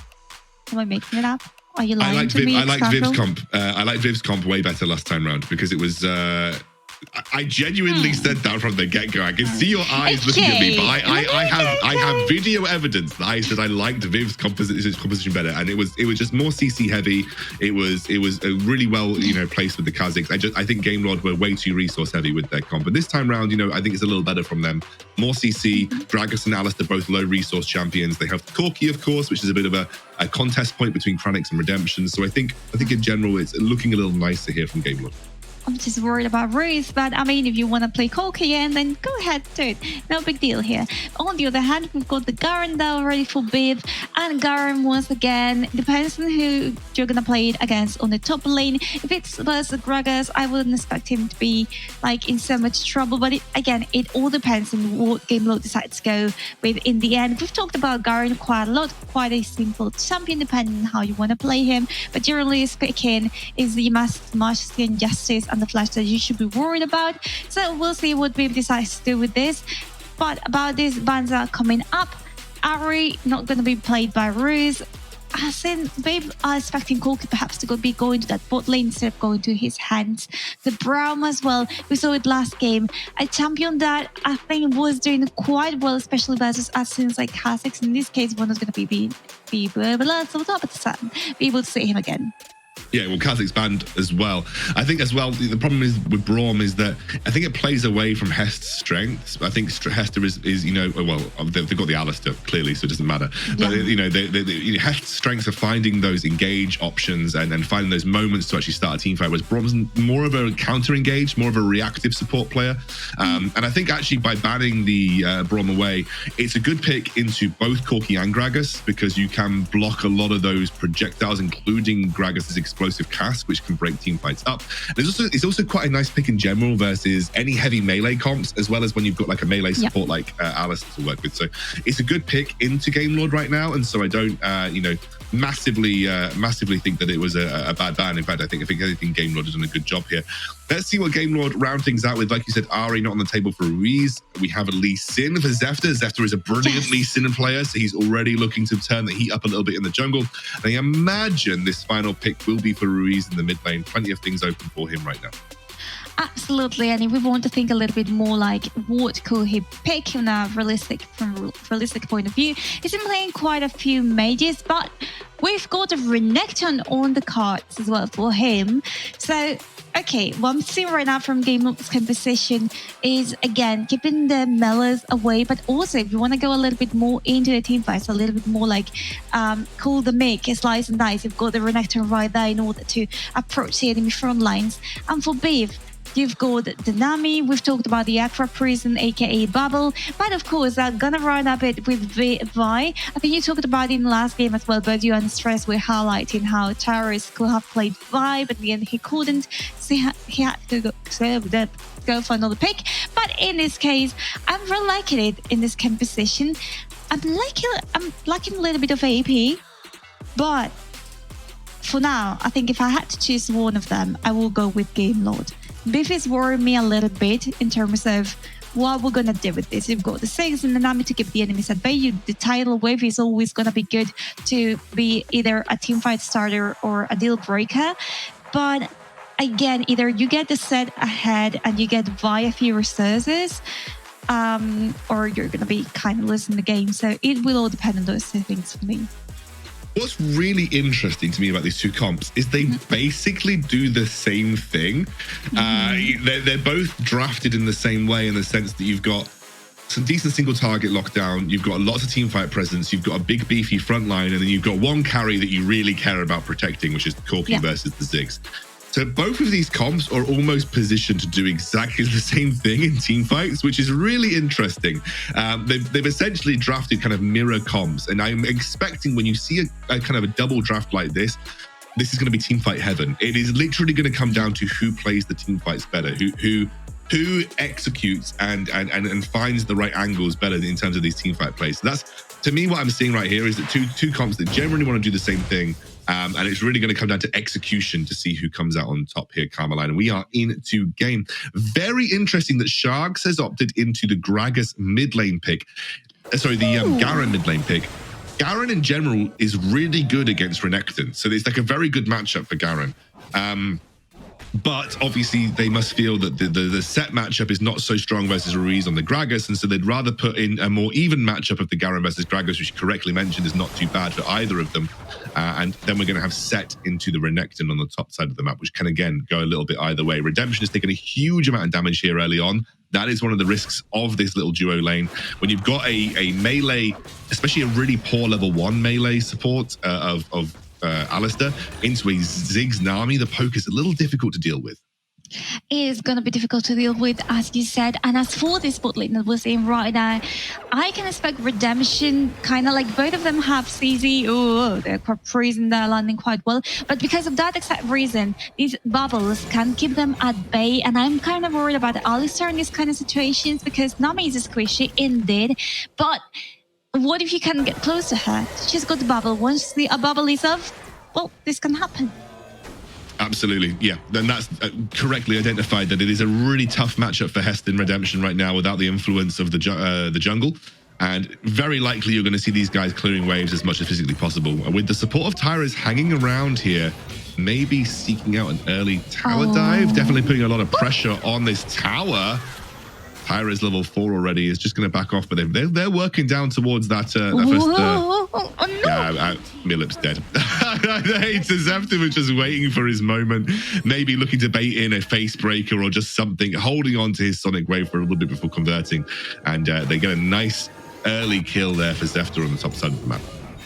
Careful here, because Gragas doesn't have mana left. Sharks, well, his life is a little bit more... like less than Ruiz's right now, but you don't want to risk it, so I'm expecting Ruiz to back in not such a long time. There we go, back in to get the first items going, and in the meantime, this play that we saw just in the bot lane didn't quite work out for BIV. Having to retreat is going to cause them a little bit of a delay in the management of the waves, so we're going to have to keep a close eye on how Kranix and Flu can do this, because I again was expecting them to do better, especially with the Tyra's attention focusing on them. But this kind of sets a drawback on them, particularly with Sefta having so much support on the top lane, helping Lonely Kid once again. Let's see what happens, what comes out of this. Yeah, you can see the Lonely Kids trying to bring Miloop up to the minion wave here with Zefta hanging in the sidelines. You can see Sharks now. Got Heste hanging around on the side of the map. Heste's going to clear out a ward. Whether Miloop sees this, you see that he goes in versus Lonely Kid. He's already used the Haymaker for the time being. Zefta will land the Sonic Wave. They know that he doesn't have a big shield that he can generate for the time being, but the Honey Fruit will ward Zefta away for the time being. We're going to see Fleur make that rotation happen too. You are correct. There wasn't a huge amount of conversion on the bot side of the map right now, and so the teams are very even heading into this objective stage of the game. However, I would say when it comes to objective play, I am very much in favor of Game Lord if you're looking for a team fight, and that's mainly due to the Corki package. It's one of the more influential abilities that you can use at this stage, as well as the fact that Renekton still has his ultimate available. So I think if I'm Viv, I probably don't want to get involved in a massive brawl around the dragon, just because I think that you could be struggling versus Game Lord right now. And especially because it's Infernal, though, that's going to be a problem. Big item spikes being picked up. We have the Blade of the Ruin King for Lonely Kid, and it is everybody working their way over to the dragon right now. This could be a bit of a team fight fiesta for our first objective of the game. There we go, the initiator could be Alistar right here. We've got them flanking a little bit. But again, it's the ebb and flow that kind of keeps them at bay, that both heals Nami and damages an enemy. So maybe in the end, this dragon is going to have to stay a little bit more in the pit, heading out towards this Herald. And I mean, if both of them keep making the same decisions, the result is always going to be the same, you know? Like, if let's go to the Herald. No, we are also going to the Herald. No, let's go to the dragon. It's a little bit of like the wait and see game. You just need to observe the enemy. In this case, VIV are having to retreat a little bit, perhaps been giving the dragon over to Game Lord. But what I'm perceiving from both teams is that they don't want to fight just yet, or maybe like just now you don't want to give a tower to the other team, you know? That could be your ending for this game. So they want to play very carefully, and this is going to mean for VIV giving up this potentially right now. So we'll see right now what happens. There's the Ziggs ultimate. We have the wave coming in. We're looking for the engage. Straight for Cyrus. He gets kicked out. Almost gets taken down. The dragon's still going. The first kill of the game is going to go on to the Garen for the time being. Smite comes through. It's a steal from Tyrus early from Zefta. And VIV are just now making their escape with the bounty in hand. They are not worried about the rest of the team fight for the time being, but it's a triple kill for the Gragas. Ruiz, he has come back with a vengeance in this game. It is Infernal, but a 4-for-2 overall here in favor of Game Lord. That is a big win for the Dragon in terms of VIV, but it is a lot of gold that goes in favor of Ruiz, and that is a huge spike. We've seen how Gragas can snowball the game. Let's take a look back at that Karma line again, once more at the fight.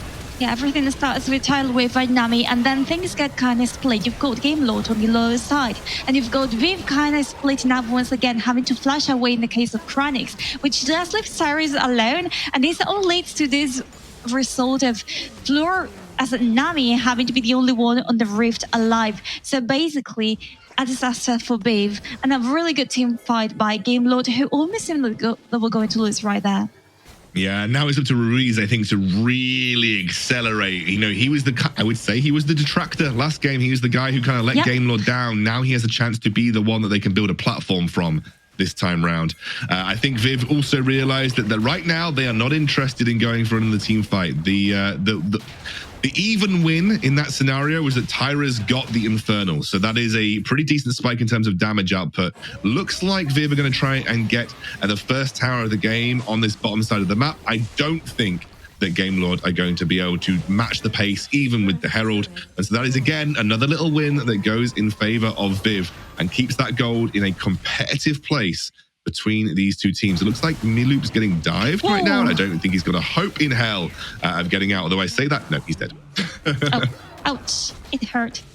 So one thing that I do want to touch upon is how in Nami's case, during the team fights, they're going to have issues, because the closer you get to the center of it, I mean, once again, you're squishy. Like, you can't really risk it that much. And the enemy wants to take you out early because you can heal your allies quite easily by also dealing damage to the enemies. You've got good CZ. So, I mean, it's a risk for you to enter them so much, get so close to the action. Then in the end, you might be the only one alive.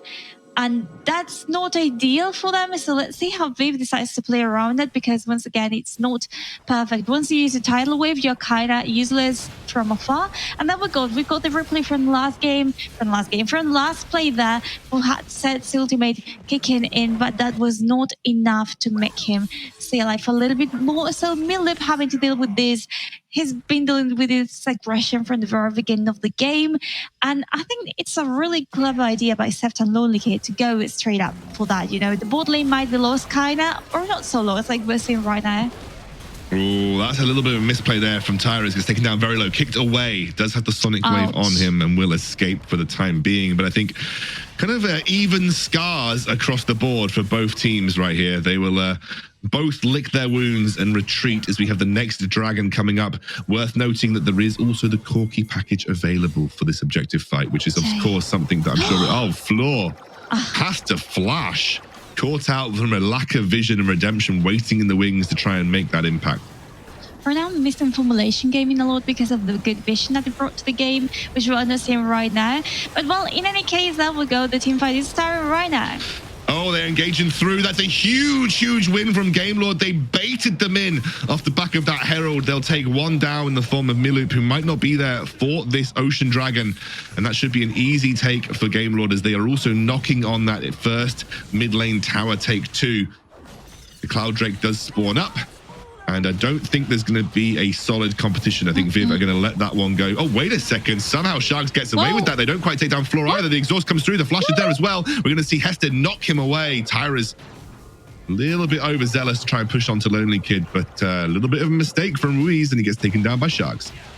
Ooh, Alistar also happened to use the Unbreakable Wheel to take him out of that situation. Kind of sticky one, to be honest, but there we go once again. Let's see what happens. Ooh, that's a long engage from Tyrus. Kicked away immediately as Redemption has already got that stasis. Exhaust comes through onto the set. Oh, Sharks, no.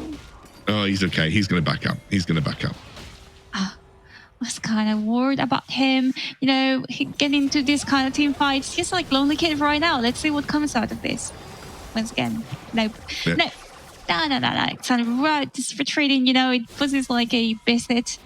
Holding visit, now we're going back to our tower. They can't really relax because Game Lord has already taken the upside tower.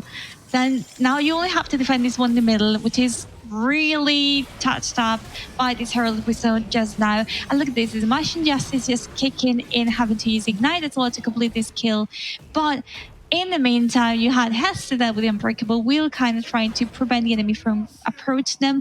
Really good play by Hester. Kind of concerned about Lonely Kid having to be so proactive when, as a Renekton in these kind of situations, you are risking way too much. But, well, I mean, the game goes on 11 minutes and you see the intimidations. You can see the Road of Ages, Yomi's Ghostblade going on there for Lizin, and the Trinity, I suppose, as an opposition for Vi. So again, two very different items, kind of aiming to do different things. In the cases of Trinity Force, kind of aiming more for the damage, if anything. So again, two different playstyles, even though the composition seems to be hidden the same way. Again, it looks like VIV are not interested in team fighting for that second Rift Herald. That can be used to pop open the mid lane tier 1 for free here. The engage comes through straight onto Ruiz, and Demacian Justice from the sky takes him down. The trap was laid and Ruiz walks straight into it. And now the tidal wave comes through, trying to buy some time. Hess going with the engage. That's the super mega death bomb that buys a bit of space in the back line. But Tyras from downtown slams the ulti, and they're going to take that tier 1. Here comes the Dominus from the Renekton. He is very low though and is forced to back out. A flash comes through from Sharks as well as he picks up the kill. And now Sharks maybe trying to trade on Disaster, and somehow VIV come away with a huge team fight win. They might even get an inhibitor tower off here, but Ruiz is up and should be able to use his ultimate to clear. Okay, you know, when Hell's proclaimed himself as a king of predictions, I was kind of like, oh no. But now I'm starting to kind of believe him, you know. VIV is playing amazingly well in these past few minutes. They were losing in the beginning, but now they're recovering this. The tidal wave doesn't really hit anyone, but this Mega Inferno Bomb is a really good position. I mean, the range also allows you to do that. But in this case, what was happening here? Lonely Kid just kind of splits up the team fight. He goes upwards with not that much left. He's not that tanky just yet, and that leads to Hester having to just absorb all the damage. I know it was kind of chaotic, but my conclusion from this is Game Lord are panicking a little bit right now. They don't know what to do. They don't know what's going on. The composition was working well in the few minutes prior to this, but right now it's like, what do we do? And that is gonna cause in the game if they keep acting this way, kind of reckless, to be honest. Oh, it's going to be Milupicated. Immediately uses that ultimate to buy some time. Redemption is there. Andy has the shield to work with. Tyrus wants to fight, though. Wants a Lonely Kid. There's the Inferno Bomb that doesn't quite land. The re-engage comes through. Tyrus has that Stokes gauge to work with. He will jump straight back onto the Alistair. The Rampage as well from Sharks with the Damacian Justice. Ruiz completely flops the flash body slam, but he picks up Tyrus. He will go down, though. Pay for it with his life. In the meantime, though, there's a great resurgence from Game Lord. They're going to drop that Rift Herald mid. They should be able to pick up the mid lane tier 1 in response. It is a 2-for-1 overall, but the tower goes in favor of Game Lord. Messy team fights left, right, and center. The immediate response from VIV is going to be straight onto this dragon, although they don't have Tyras for this, so they will need to force Zefter away. Yeah, and I don't know. I mean, this play, the use of the Herald was kind of forced by them, but you didn't really need to lose Ruiz to this. And now, again, your Levin has to do his own devices. Zefter with the leads not really shining for us. I was expecting him to be doing. I know, I don't think they're picking their fights properly in the case of Game Lord. And in the case of VIV, they have been able to capitalize on these mistakes quite well. So there you go. They got the dragon now. Let's see what they kind of try to do, because it's a 5 versus 4. And I don't know what to expect anymore. Lonely Kid is arriving late to this fight as well. And the thing is, when you've got 2 tanky members as Renekton, who is more of a fighter, and Alistair, and Renekton just melts like butter, it's just, you know, it's going to be a difficult one to win. Because VIV just goes through it like a hot knife through butter, and then they just win. I mean, I want to just turn your eyes to a couple of interesting points. It was a Blade of the Ruin King first Renekton pick, which is not unheard of, and in fact it's actually quite common when the Renekton is doing well. However, to make that pick, you know, that item feel valuable, you kind of need to snowball your Renekton, which hasn't massively happened for Game Lord here. The other note, and you'll remember that we talked about it at the start of the game, triple kill for Ruiz. We said that gold needs to be used to accelerate the Game Lord team. Yeah. And actually, a couple times after that, you know, they picked off Ruiz by himself, and he was not able to actually have the impact with all that gold that he picked up early in some of those team fights. And that gave space to VIV, who have just played the better team fights. In both games have played the better team fights. And I talked about how this game is going to be decided by team fight mechanics. Does that Unbreakable Will pop by Hester randomly there? Yes, it is. That's not a great cooldown to lose as well, especially around the team fight objectives. But, you know, it's about which team plays these team fights better. And right now it has been VIV that has played every single team fight better and has been catching out Game Lord and making Game Lord suffer for what feels like inadequate team fighting at this point in time. Oh, I feel like it's a pity, because we've seen Game Lord playing so well in all the games. Oh, let's see if they can do it now. Oh, Redemption. As that Redemption might get taken out by Redemption, just about manages to escape a sliver of HP, but it's enough to now save VIV straight to the Baron. They're going to take it relatively quickly too. Yeah, exactly. The damage is going down right now. Ruiz is the only one. Okay, maybe impacted by that one with that barrel, but again, he might be killed right now. We're on to Ruiz. He's going to get maybe taken out, but will just be the spin. Don't even need to use the Damacian Justice. It has been used already. Sharks not having that cooldown available. Hester, the Unbreakable Will, does come back through. Going to try and lock onto him. He is now going to be the target as Tyrus somehow keeps himself alive. You can see on the back line, it is Kranix who's forced to flash away. It's not a great fight, though, as Redemption is melee range Corki. And now it's up to Zefter and Lonely Kid to try and dissuade this Baron from happening. No members of VIV have dropped StarCraft level micro to keep their low HP players alive right now, as Tyrus again just about keeps himself out of the jaws of death. Zefter We'll just clear this wave out as well. Gonna be honest with you right now, VIV are playing a blinder, and they're gonna teleport Tyrus straight back into the pit here. Yeah, whereas Seft and Lonely Kid are the only ones on the roof right now. They're gonna have to sort this out by themselves. Lonely Kid once again having fully his full life right now, and Sefta, well, he's got the smite, but no, he's been kicked out of this. Oh, he's gonna flash back over. He wants to go for the steal. He lands a Sonic Wave. He's over the wall. Does he get it? He steals it. Oh, the setup was big, and Zefta converts. That is not what VIV were wanting from this scenario, but you could just see it play out in slow motion, and suddenly GameLord, like they're buying up stocks. They're going to get teleports on every single member of the team, and they have suddenly turned this game on its head. The Baron wave working in the mid lane. GameLord punish at the Baron and suddenly find themselves right back in the driving seat. Freaking Sefta should be given a shrine after this from GameLord, because he's been kind of, I mean, I didn't think his losing was doing the impact I thought he was going to be having during this game, but actually right now, if you look at this one particular duo team fight versus 5 people, there you go, you've got the flash, as you said, having to go across the wall, all these things happen at the same time. You know, it's just amazing. You could just watch it happen in slow motion. They committed so many resources to push Lee Sin away from the pit, and he flashes past them, lands the Sonic Wave on the Baron as well, which gives him even more execute potential, and picks his moment to get into the pit and then make the steal happen. Not out of the woods for GameLord. Still plenty more of this game left to be played, but VIV definitely going to be kicking themselves. This was a signed, sealed, delivered game for VIV. And right now, doesn't really feel that way. Tyrus is going to pop the gargoyles just to keep himself alive, or the stone plate enchant, and he will try and duck away from Lonely Kid, who is actually pretty beefy right now. Has got a lot of kind of like resistance to damage with the Death Stance and the Starex Gauge there. And they're going to pick up a tower as they start to hammer away at these inhibitor towers for VIV.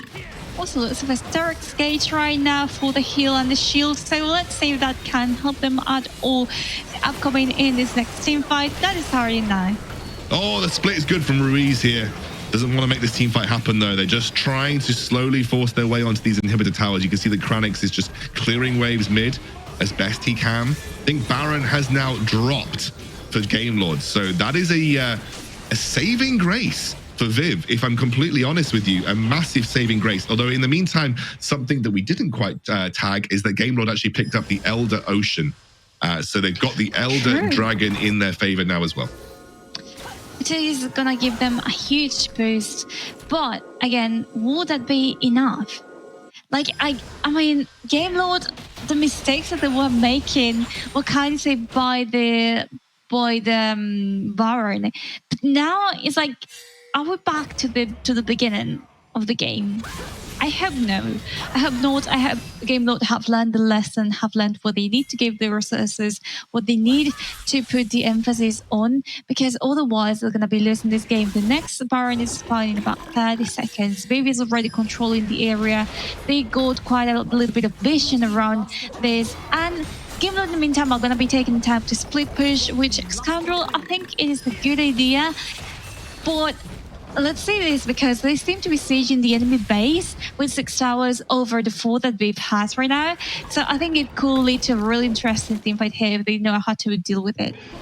Yeah, I mean, I think obviously the Baron now on the cards as well. You can see that Zefta and Redemption should be able to duo this one out. And it's going to be up to both Hester and Ruiz just try and stop them from getting towards this Baron pit that you can see that Sharks desperate to try and get his team towards it. You know, the barrels are just buying time right now, but how much time do they really have to work with right now as the teleport's coming through? Oh my God, Sharks! Straight over the wall! Suddenly they've turned GameLord's play on their head. Tyrus takes the Baron away, and now GameLord, they got done at their own game. Absolutely, like playbook, like they stole the play straight from GameLord, walked straight into the Baron pit, steal it away, and now it is VIV that are in moments away from potentially ending this game. GameLord just needed to play it slow, use a bit more disruption, maybe not even start the Baron in its entirety, and they could have got away with it. But VIV over the wall, Sharks absolute MVP once more, and we could be looking at the game end here. They are going straight for that Nexus. They have teleports coming in left, right, and center. They've got the Baron minions as well. Oh my word, the Demacian Justice is big, and the second game goes to VIV. That was absolutely insane. A lifeline handed to Game Lord, and they just chucked it away. Oh my word, VIV, they deserve it. They deserve it. They absolutely do. That was such a brilliant game from them again. That was payback for the last play that Game Lord did onto the Baron against VIV, and they were like, you know what? I'm gonna end the game with this one. There you go. I'm amazed by what they were doing. You can see them place like this one. VIV never stopped pushing, which is something really particular here. They were showing such an aggressive play style. In the beginning, they were containing themselves, but once they saw the flaws in Game Lord's strategy and the way they were playing, they started pushing and pushing and pushing. And you can see how this rewarded them and ultimately led to the win. Yeah, and I think what I loved about this game, Carmeline, is you remember right back in draft, we were like, these two drafts, they're about team fights, and it's whoever is going to team fight better wins the game. And that is exactly how the game played out. It was just team fight after team fight after team fight, and it depends on how you executed it mechanically in the moment about where, you know, who came out on top. And honestly, again, I'm going to be real with you. It was another Sharks Tyra's absolute like masterclass. These two guys, the mid jungle duo for VIV right now, they are popping off this series, either in objective control or just making the right play at the right time. That to me has just been another excellent performance from what is, as Stress correctly mentioned, kind of a duo that wasn't really highlighted for being like super powerful for VIV coming into this tournament. But this is series they've absolutely been showing up. This is that play right at the end. Look at the Demacian Justice damage when you're playing like AD Garen is disgusting, and I hate that it exists. But Tyra's there, secures the Baron, and they end up going down a very nicely stacked wave on the top side of the map to end the game out. Goodness gracious me, Carmeline, that was back and forth. The mental from Game Lord right now must be in the dumpster. After they were handed a lifeline that game, they literally chucked it in the bin, and VIV are now one game away from getting into the finals and completely upsetting, apart from Hell's Devil, completely upsetting the apple cart in terms of predictions and even maybe community expectations here. Wonderful, wonderful game. We've seen some banger Wild Rift this series. Absolutely. And if you look at that being dealt by both of them, Lonely Kid is the one that surprises me the most, because he dealt a lot of damage, but he also took a lot of damage. Like most of the incoming damage from VIV, it's a one to him. And which obviously meant that he wasn't able to do that much in team fights that he could have done. And look at this roller coaster of a gold grab. Like right here, you can determine when the game was changing the pacing. In the first few minutes, it goes over to VIV. Game Lord takes over around the first objectives, and then it goes over to VIV once again. Game Lord was leading the end up until the very end, thanks to that Baron as well. That just goes on to show. The times are like around the objective fights, because we kind of said like these teams are going to be like, they're going to fight at certain moments in the game. They're two team fight teams that have one like backline powerhouse artillery carry that they're hoping that's going to win, and it all came down to execution. And it's VIV again that we mentioned have been executing those team fights better than Game Lord right now. I actually think the drafts were a little more even this game. Like both teams had clear identities and they were doing the similar kind of thing. And honestly, Game Lord were in control for a decent amount of that game, but goodness gracious, it was brilliant stuff from both teams. Let's take a look at the play of the game here, Carmeline, and kind of highlight the moment that was the most impactful. Okay, what should I think? I know which one it's gonna be. Yes, indeed. Of course, it's ending game team fight there, right there, with the amazing play by Sharks right here with the Demacian Justice. We've talked about it in extent. You know, like the things that were happening all around. Hester having to run away alone, as well as Sefta barely alive, and then they will get killed, which will open a hole there in the base for VIV to take the game away. Yeah, a really excellent game, and what's turning out to be an unbelievably cool series as well. We actually could be looking at a VIV 3-0 sweep of Gamelord.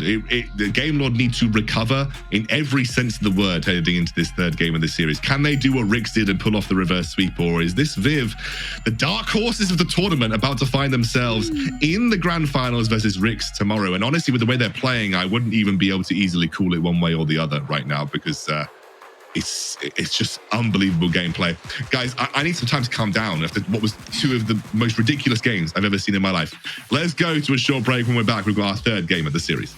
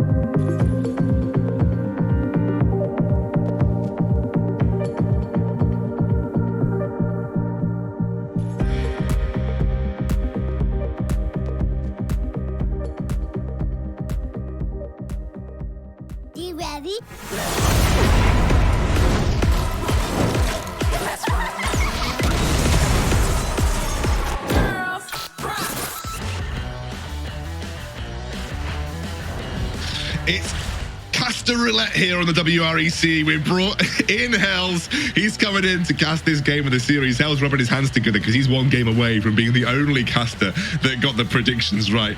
As he self-titled himself the prediction god at the start of this show, he's actually potentially one game away from being just that. Hells, from the sidelines, mate, like what's your thoughts? What are you seeing as like the analyst just looking in from the outside on these games? I gotta give credits to two players, and most casters have done already, Sharks and Tyrus. Oh my god. amazing. Like truly amazing gameplay from VIV Esports in general, but especially Tyrus and Sharks, like unbelievably good. And I'm loving to see this because I love this team already. And now it honestly feels like they're like, now they finally reached their full limit, right? Like in the beginning, maybe they needed a little bit of practice, blah, blah, blah. But now they've reached it. They've reached that power point and they're just beating out GameLord like it's nothing, Xcandro. Yeah, I think you're kind of hitting the nail on the head there. And I want to impress the importance of that statement. Beating GameLord as like it's nothing is not a small statement to make, and that kind of shows you about how good I think VIV have become and how much they've grown throughout the few weeks that we've seen them. They are one game away from getting into RICS tomorrow in the grand finals of the WREC, and that is a big moment for them if they can make it that far as well. Really great stuff from VIV all round. Let's take a look though. We have, oh my god, is that Stress coming in with the analyst role? Is Stress coming in with the key points? I think it is. Let's bring Stress in for his key points of the next game.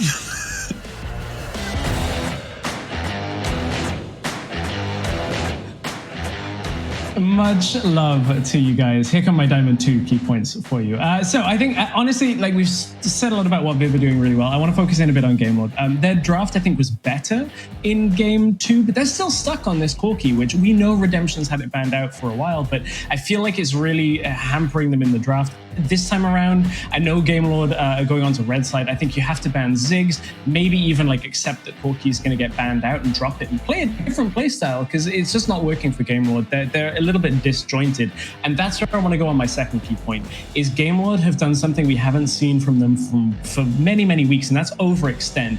There's been a number of fights in this series where they've been taking 4v5s, and you look at the map, and Redemption's like the other side on Gorky trying to transfer up as quickly as he can, and just can't get there. That's so not what we're expecting from GameLord. Normally they're very good at playing towards each other, and they just haven't been able to make that work in this series so far. But there have been areas that both sides have been letting things slip a little bit more than we would expect, and that's this Baron setup. I mean, the Zephyr steal was a little bit more of a traditional like stealing with a Hail Mary, but GameLord's Baron setup was pretty bad.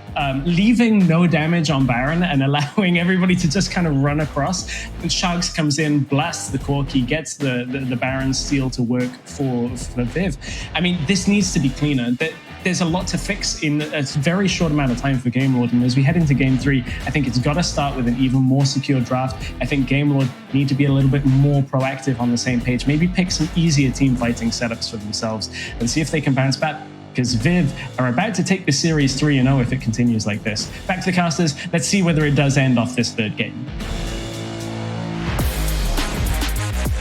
Well, I think after that bit of analysis, I feel my elo really rising to like Master Plus at least. Like I know he said it was like Diamond 2 analysis, but man, that was like, you know, borderline challenger analysis from Stress. Being serious, by the way, that was great. Cheers, Stress. I think it really raised some key points, and specifically, you know, around these team fight setups and really just the team fights in general. He hit the nail on the head. There are moments in this game where you expect GameLord to have executed in the way that we've seen them do in the past, and they have just fumbled. I think specifically, I don't want to point too many fingers, but Ruiz really had a platform to win that game for his team and kind of didn't. And I think, you know, that there's got to be a couple of ways that you kind of look at yourself in this pick and ban phase and say, how can we make this next game as easy as possible for us? Let's draft something that doesn't require a huge amount of like mechanical prowess maybe, or just stuff that we know works from a solid foundational level and go from there. It's all on the line though for GameLord right now. They have to win 3 back to back versus VIV. Yeah, definitely. And in this moment, as GameLord, you have to stay calm and collective, right? Like, you kind of need to forget that you've lost 2 games and you need to make it happen. Win 3 games in a row. And especially for a player like Ruiz, who may take the blame, right? Like, when you're playing in these teams and you're not doing too well during the games, you just need to forget about the first games and go full on in the next games, right? Like, that's the only way GameLord can win the game right now. Obviously, this draft is going to be very important as well. We see some very interesting bans, the Jays, the Galio, the Olaf, and the Varus. Don't you think someone like a Garen or a Gragas needs to have priority in these bans? It's gone. Yeah, I think Gragas has definitely been seen to be a relatively high priority. Hells, I'm just letting you know, by the way, we're getting the chin cut off by the pick and ban phase again. So pick and bans are almost banning our chins away, which is never a good look, especially for me. So I'm going to try and not get my chin banned by pick and bans as well. There's going to be the Galio and the Ziggs. We're going to see the Olaf and the Oriana. That strikes me as interesting. She has not been prioritized at all this series, which just leaves the Gragas open. Sharks clearly apt on this champion. It's a great first pick in general. I'm trying to see if there's any other glaring holes that we're leaving open. The Corki is prioritized though, almost certainly for Kranix, you feel, Hells. Yeah, definitely. And even though the Corki first pick didn't seem to work for GameLord, Corki first pick is amazing. Actually, we can see though, GameLord was ready for this, right? They have the Camille. The reason that Corki gets first pick, by the way, is because of that package, especially. Corki is really good, can play lane safe, but that package is so important because you can fight during those objectives, have an incredible presence with that package. But then GameLord has 2 power picks to pick because obviously they're the red side. They pick Camille, and it's interesting to see what's going to be their next power pick. Like, what do they put a lot of value on? I would assume the Gragas. Whoa, it's double Gragas. No, it's Garen. Yeah, it's the Gragas. Double Gragas. Yeah, so Gragas gets picked up here by GameLord. That makes a lot of sense. So I think, already off to a strong start. Camille has been banned, I think, quite a bit in this series so far. So finally, Camille going to get in the hands of what I assume is going to be Zefter, but you do have a bit of flexibility between Zefter and Lonely Kid with that pick.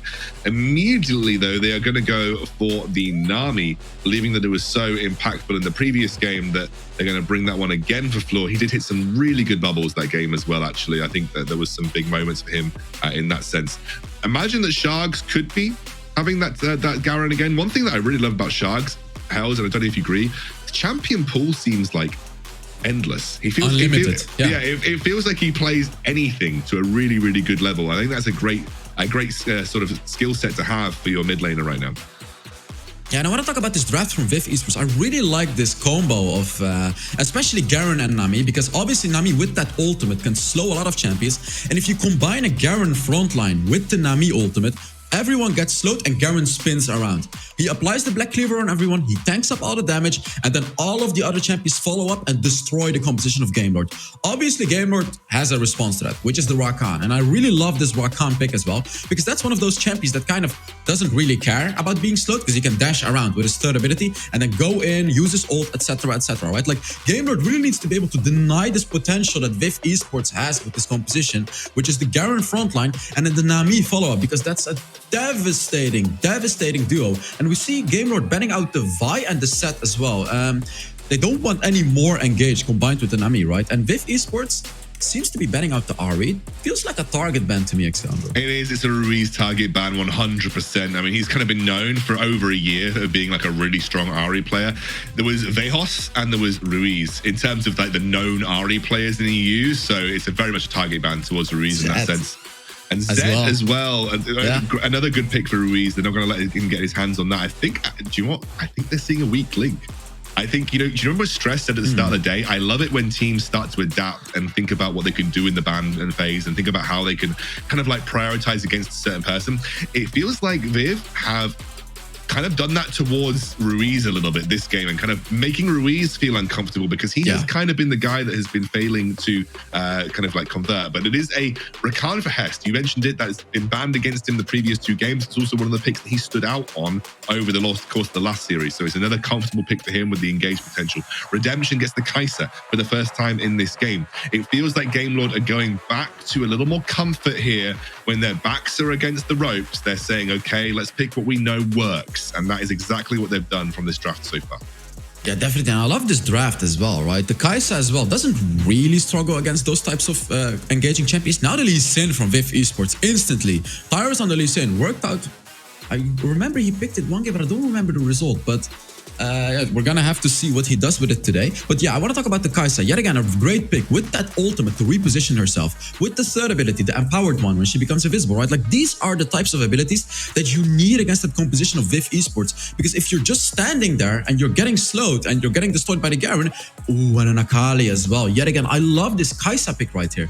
Honestly, I feel like GameLord has done an amazing job countering this draft from VIV Esports. And even though VIV Esports is ahead by 2-0, I feel like GameLord may have won this draft, Excalibur. Yeah, and I think the Diana is a Ruiz special. It's comfort across the board. Zefta's Camille. We've got Hester on his Rakan. We've got Redemption on the Kaiser, Ruiz on the Diana. This is a more comfortable draft from Game Lord. They are very, very happy with the kind of champions that they've got in this particular instance. I will say for Viv, like, they clearly have a goal in this game, and that goal is kill Redemption. And I think like they've picked a couple of picks at the end here which can do that, as long as they're getting into a situation where you know, they're putting Akali in a spot where she can actually do that consistently. So very interesting. I think a better draft from Game Lord overall. But then Viv have definitely got the tools necessary to kind of nullify the threat from Game Lord if they play the game correctly. Both have the tools to win the game. And that's what's going to make this an amazing game to watch, Xcandro. I feel like VIV Esports does have the better composition for the early objectives with the Lee Sin and with the Corki. But then Game Lord has the counter to those later game team fights. So how is it going to play out? How are the teams going to play with their compositions? We're going to be finding out very soon, Xcandro. Yeah, we are. This is potentially a final game of the series if Game Lord can't get it together. But I tell you what, they've got a draft that we know that they can utilize well. We could be looking at Game Lord mounting a comeback if the draft is anything to speak of based on their previous performances. However, Viv are on fire right now, playing the team fights better in every way, playing objectives in general better, and playing the game better. So Viv could be booking themselves a place in the final versus REC tomorrow in what is a very, very big upset if they manage to take Game Lord down here, Hells. We are into the game. It could be a 3-0. It could be a 2-1. Game Lord have got to perform, and it is Shargs on the Garen mid. It's Milup on the Akali, and Zeft is actually playing Gragas jungle. Yes, I see. It's Milup on the Akali indeed, and Zefta's playing Gragas jungle. That's very interesting. He's playing the Gragas up against the Lee Sin, and now actually the chat thinks that VIV Esports is gonna win. Would you believe this if you saw it yesterday? That 60% of the chat would vote for VIV Esports. I mean, that's crazy, right? If you think about it. I absolutely think that Viv deserve this vote. I mean, they've swayed public opinion, they've swayed caster opinion. Most of us who've predicted Game Lord are shaking in our boots. Of course, Hells was a believer from the very start, from the very beginning. He's got absolutely no worries about that. But I think in general, Viv definitely deserve that kind of belief from the sort of Kairos comes in, gets a slow down. Ruiz backs back in and actually going to force the flash out from Tyrus very early on here. I don't think that's an easy trade that you win, but Ruiz has been taken very low and will be forced away. Yeah, Ruiz has been taken very low, and Tyrus is going to be able to take that top lane scuttle, and then the bot lane scuttle is still up. Zefta is still relaxing in the mid lane, but we have it engaged. Ooh, nearly gets the kill for Lonely Kid, but Milup barely survives, and I feel like Tyrus may be able to get a double scuttle crack right here. Yeah, it doesn't look like Zefta's moving right now, and actually priority in favor of Viv because Floor rotated up very early on here. You can see that Hester is actually caught a little bit. Was looking for a potential gank, but won't find it. Will dive away for the time being. Great Aqua Prison, forcing the flash out of Zefta, and you are correct. It should be a double scuttle for Viv early on.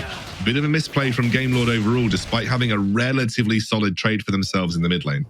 And VIV Esports does it again. Zefta was just standing in the mid lane, unable to do anything. VIV Esports were able to get that priority in the bot lane, and they got the double scuttle. And right now we can see VIV Esports already getting ahead, and with the double scuttle, it means they have the major vision advantage. And now it's going to be very scary for Game Lord, because you have no idea where anyone from VIV Esports is. They do have a little bit of vision on the right side of the map, but on the left side, it's completely blank. They have nothing. So how the hell was Lonely Kid going to be playing this lane safely? And Redemption? Ooh, Redemption nearly dies right there. And Kranix, we haven't seen him on the Corki yet, but we know that it's one of his most comfortable champions. And he's happily just farming away here. Has a little bit of experience deficit and a little bit of a gold deficit because he rotated out of lane very early on versus Redemption. Yeah, now Tyra's going to gank. Yeah, he's in the top side of the map. It's actually going to be an exhaust burnt onto Kranix. Lonely Kid is level 5 for the time being. Milup is not. You can see that Tyrus is hanging around. Zefta there as well. Going to try and catch Zefta out. Has the ultimate, and actually going to be the ultimate as well. Hextech Ultimatum seals the fate of Tyrus. And that's exactly what Game Lord would have wanted. Little thing to note is actually people consider Gragas to be a pretty solid Lee Sin counter because you can body slam his Sonic Wave, and it means that he's very difficult for him to position in fights and very difficult for him to actually land his damage. Yeah, definitely. And also, Lee Sin indeed kind of gets countered by the Gragas, and Ruiz taking a lot of damage in the mid lane. But I also want to talk about Milip on the Akali, because he's up against Lonely Kid, who has a fleet footwork and is playing Camille. Camille destroys Akali in the early game, especially with that fleet footwork. And we can see it with the gold lead, right? Oh!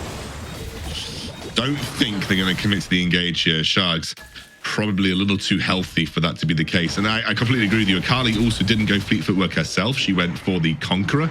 So it means that she's getting out sustained right now by the Camille, like you mentioned. Looks like we have a team fight. The Corki has picked up the package. So there is a good setup here for Viv, but Game Lord want the fight. Yeah, Game Lord want to fight, although VIV Esports does have the package. I have no idea whose side this fight is going to go on, because Akali is incredibly weak at this point of the game. So even though you have the package, on VIV Esports side, your team is not that strong. It's not like you have a guaranteed fight. So perhaps they do want to shake hands right here, but I feel like no one is going to shake hands right now. And I feel like they're definitely going to fight for an objective, Excandro. It feels like when you've got package, you almost are obliged to fight for an objective, because it is such an influential tool around these team fight situations. Sharks taking a bit of damage from Ruiz, getting chunked out slightly. You can see that the Dragon's getting started up here by Game Lord. They're trying to bait Kranix maybe into a situation where he's forced to use that package. Tyra's over the wall. The engage is there. Hest is looking for it. In the meantime, Hest is completely isolated. That's the package. Oh, Kranix finds the first kill. And that's a redemption. Forced to use the ultimate in a defensive way. Ruiz doesn't actually make any impact with his ultimate. Lonely Kid there, desperately trying to get involved, but the exhaust comes through. Now they're on to the back line. Kranix goes down. Tyra's does as well. It is a 1-for-2, but Infernal goes the way of Viv. Lonely Kid, where were you? Game Lord wasn't even ready for that. VIV Esports saw that Lonely Kid was walking up to the top side of the map, and as you look into the sweep, look at Lonely Kid. He's just not here, and then a beautiful package from Kranix to just finish off the Gragas. But Lonely Kid was not there, Excandro. It was a 4 versus 5 against 5 people with a Corki package. You don't win that, and that's how Tyrus was easily able to secure the Infernal Dragon, which is an incredibly important dragon, by the way. But Lonely Kid really out of position right there. They did end up hand-holding, or rather hand-shaking, for the objectives across the map. And there is actually a decent gold lead to work with right now for Game Lord, and Viv taking a bit of damage, or Sharks rather, taking a bit of damage versus Ruiz. Ruiz can maybe be looking for a chance to bounce back in, but the Aqua Prison does not land. They're going to drop Rift Herald on top side of the map as well. They've already lost first turret of the game because Kranix and Tyra secured that on the bot side of the map. But it is Game Lord in a healthier spot than we have seen from them in previous games this series, Hells. Definitely, Game Lord taking that top lane turret, and this is a great thing to do, right? You get ahead in gold, and as we can see, they're actually 2,000 gold, and they even got another shot on the second turret. Although I want to say, a lot of priority needs to be put on the mid lane turret, and even though Game Lord was able to get that top lane turret, I personally would prefer them to have put it in the mid lane. Like, although they're quite ahead, that was a good play, but that mid lane turret has seemed to be incredibly important if we look into previous games between these EU teams especially, and perhaps the second Rift Herald is going to do that, and I reckon Game Lord may even trade the next dragon as well for the Rift Herald and try to push that mid lane turret out as well, because that would help their composition a lot. However, you're going into a Corki who's got very solid wave clear, so it can be sometimes difficult to get the wave set up to make that happen. I do love that Lonely Kid is just like split pushing a little bit here. I think they realize that right now Miloop cannot deal with the side lane pressure, and they are very happy to just have Lonely Kid exerting pressure on the top side of the map, maybe even going to steal away a blue buff because he has got complete dominance from mid lane to top lane right now. Miloop will walk in and see that this blue buff does get taken down. He's actually going to use the Shroud to try and buy himself some time, and Lonely Kid realizes this is not a fight that he wants to take. So Miloop walks away with the objective, which is nice. A little bit of a mini win here for Viv. Sharks is dead, right? Yeah, I think he's dead. He's got the gargoyles, but he unfortunately didn't buy enough time. Yeah, he is. Ruiz drops. That is a long-range tidal wave, but doesn't get converted into anything. Tyra's actually goes down at the same time as well. So Viv coming a little undone in this third game of the series. Game Lord seems to have woken up. The draft certainly favors them. The X-Tech ultimatum comes down from Miloop. He doesn't have... Oh, he's so close. He flashes in. Doesn't get leg swept. Miloop with the 1v1. Not many people were expecting that, given the way that the first stage of this lane has gone.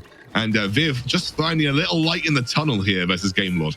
somehow, some way, Milip was able to win that 1v1 against Lonely Kid, who has a Hex Drinker and is playing Camus. And as we look into this replay, we can see how Redemption was able to just use his ultimate, as I said, right? Like, this is such a good ability against that composition that VIV Esports has right there, being able to just finish off Sharks and Tyrus. So really, really solid job by Gamer, doing the right draft and also executing it properly.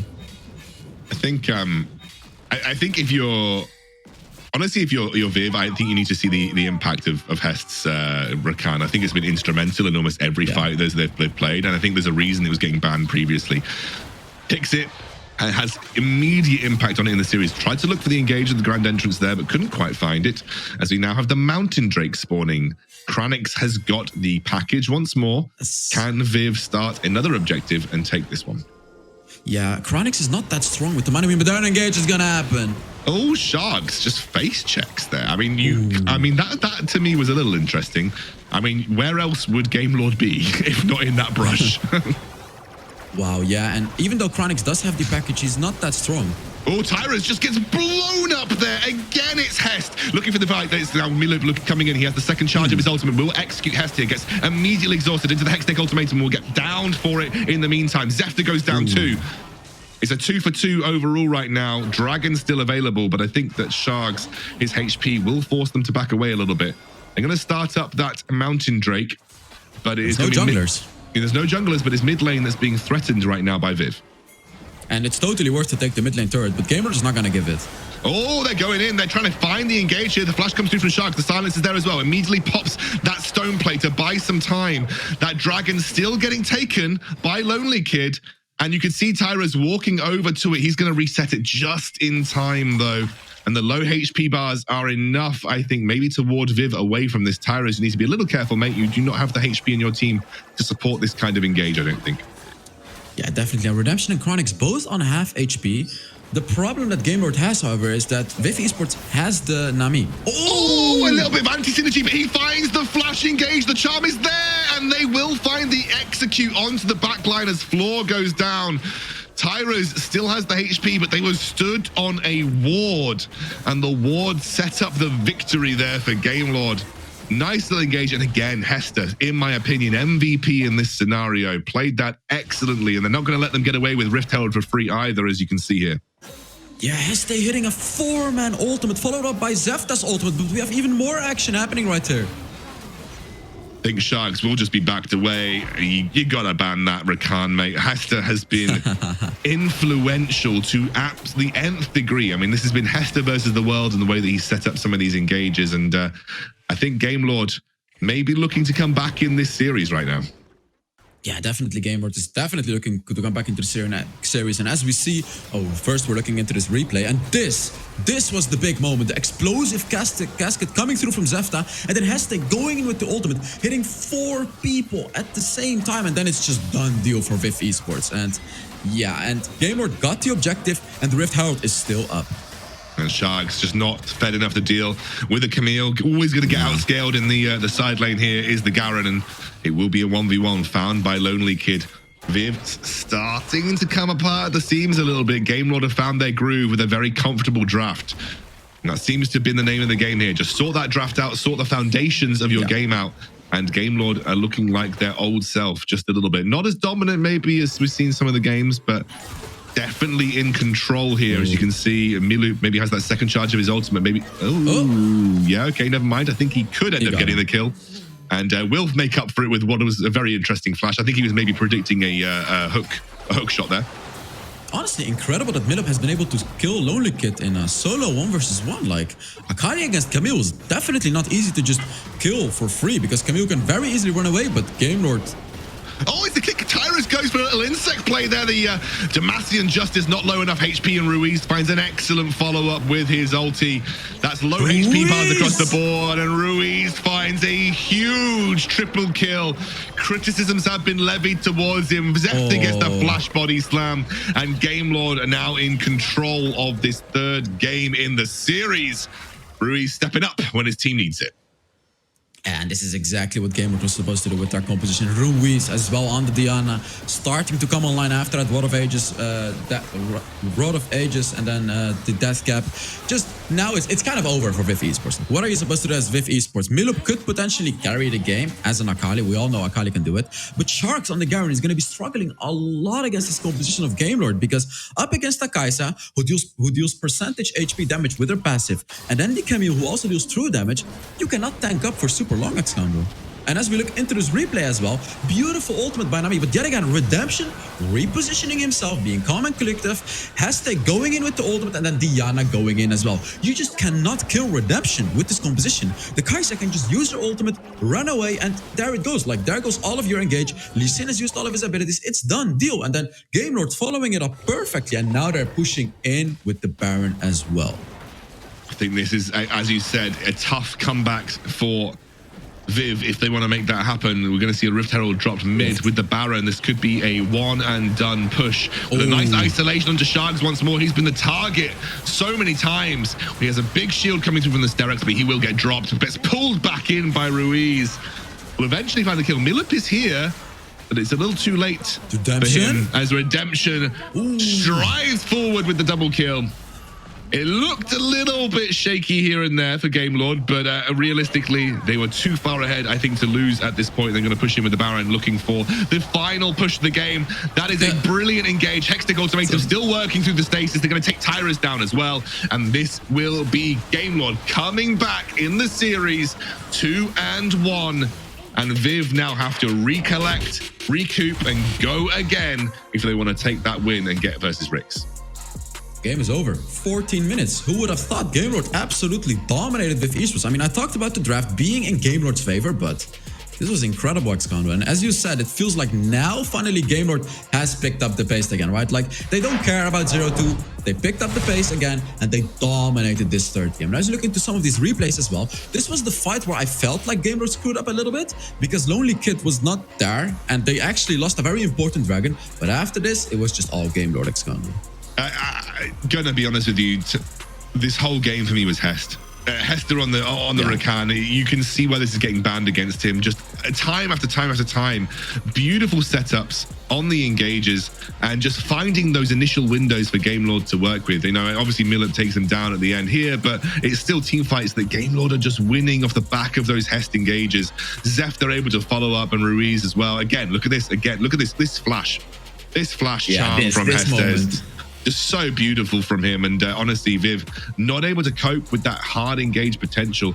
I'm not entirely, I mean, even though Milup did well, I'm still not entirely certain what the Akali was supposed to be offering this game. But nonetheless, it is GameLord with a much needed win, a necessary win in this series, Hells, because if they lost this, they were out of the competition. Yeah, definitely. And this is also what we talked about before. And I believe Stress mentioned this explicitly, that in these best of 5 games, it's much more different compared to the best of 3 games, right?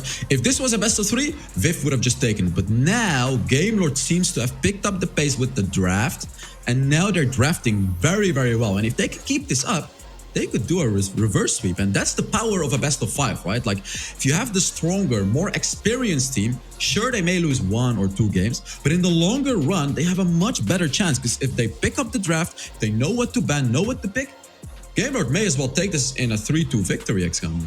I've been praising Tyra's all series, but he did go 0-6-1 on the Lee Sin this time round. And I will caveat, I've never really seen Lee as a Tyra's pick. I think Lee is one of those picks that is kind of like, the skill expression of Lee really comes at the very high-end mechanical level. And I've always seen Tyra as more of like a good head for the game, rather than the kind of flashy play style of jungler.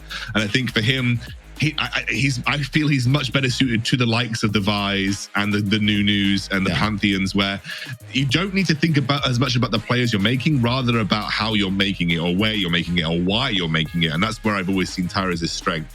Not a great game for VIV, but they still have a huge lead in this series. They still only need 1 win from the next 2 games to secure themselves a spot in those finals. But GameLord, that is what we expected to see from them from the very get-go, Hells, and they certainly proved that they still have what it takes to dominate a win from start to finish.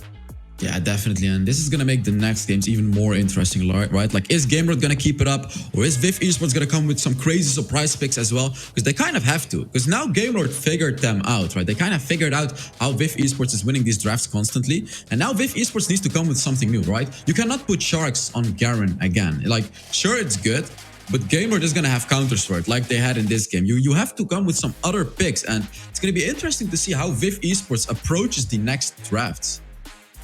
Well, Shimo, let's take a look back before we move on to the next game at our play of the game from this particular one. And I think lots of really pivotal moments, but it has to be one of the, I think it really has to be that big Hester Zefter engage. Yeah, definitely. And I think it is. It's actually not. It's a different one. But yeah, here we can see Zefter doing a beautiful engage as well. But Redemption, by the way, he made a beautiful play. He used his ultimate to go back out. And then we see Ruiz diving in, getting that triple kill. And also the Stasis Madness that we like to talk about very early on with our nation. Stasis Enchant. And Ruiz survives as well. He dives a turret. He dives even under the second turret. Gets 3 kills, uses Stasis, and gets out. And no one dies from GameLord. Brilliant team fights from them right there. Oh, absolutely. It was... From start to finish, I think GameLord showed that the true potential of this team. And I think overall, they just need to do rinse and repeat in that. I think VIV needs to revisit the draft. I definitely think Rakan cannot be seen by Hester. He was far too influential. But also maybe you're thinking about, okay, good Ruiz Diana game. You know, that's a comfort pick for him. Do we need to think about that at any point in our pick and ban phase? So lots of questions, and I think VIV needs some answers heading into this 4th game of the series. We're going to go to a short break. When we're back, gearing up for another game in this best of 5.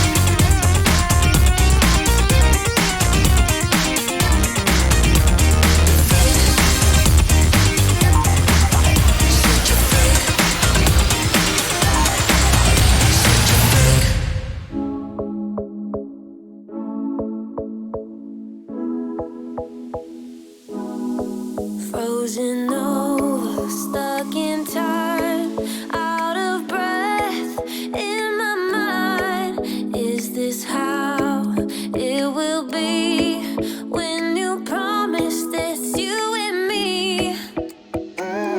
Could it be us? Could it be us till forever? Till forever, forever us? Could it be us?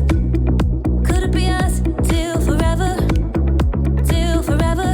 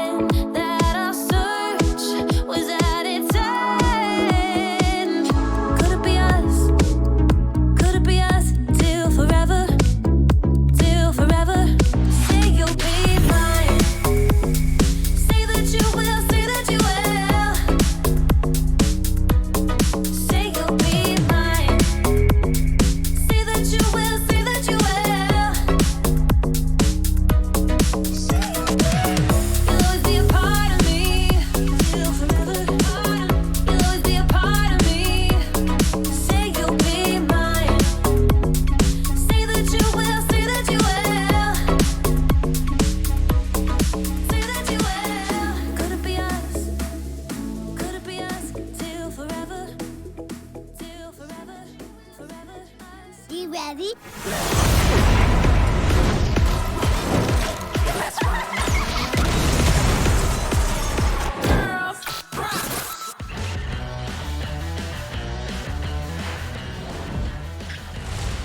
Welcome back, everybody, to the WREC. We're heading into our 4th game of the series. And I didn't think I'd be saying that after the first 2 games. I thought VIV really had this sewn up in a 3-0, but they now have to recoup because Game Lord showed what they are truly, truly capable of. With the right draft, with the right settings, in the right game, they can dominate from start to finish, and they did. I think it was very telling from the gold graph when you saw a very traditional kind of dominant game where you just saw it trickle down, trickle down, trickle down, trickle down in the favor of Game Lord, whereas our first 2 games, it's been whoop, whoop, whoop, whoop, all over the place, just based on who was taking the advantage at any moment in the game. But it's now a big ask, I think, if you are... oh, there's a couple of tweets. There's no way Game Lord can come back now, right? Well, Stu, I know you've been having internet issues, but I tell you what, there potentially is. 2 games is all they need to win to get themselves back into the finals versus RICS. Well, congrats winning on playoffs, guys. VIV, there's no way that Game Lord can come back from a 0-2. The classic curse tweet. I think if you guys are an old school league viewer, you know what I'm talking about. But a curse gaming tweet, a 0-2 situation where the reverse sweep happens straight afterwards, and it's happened so many times in esports. The reverse sweeps are well and truly alive. Hells. Let's take a moment then. What do you think? Can VIV kind of recoup? Do you think Game Lord have found their groove? Like, how do you feel about this next game? So even though I voted against Game Lord, I feel like they now actually have the advantage. And if I have a quick minute to explain why, because first of all, they're the more experienced team, right? They're more experienced, have the coaches, etc., etc. They've played against VIV now. The first 2 games, they kind of started to understand how to play against them, how to draft against them, right? Sharks on the Garen easily countered with that Camille, right? They just completely hard countered the composition. And I feel like if VIV Esports doesn't come with some new picks and some very good drafting, Game Lord will take the next 2 games very easily even. But VIV is not going to do that, right? Like, VIV is going to come with surprises. So that's what makes these 2 next games, I'm saying 2, already cursing it, but that's what makes this potentially 2 next games so exciting to watch, Xcandro. Absolutely. I think we really do have a real, I mean, I hate to say it, but we've actually got a real series on our hands right now. Now, Carmeline has been watching from the sidelines. I believe she's here with some key points for Game 4.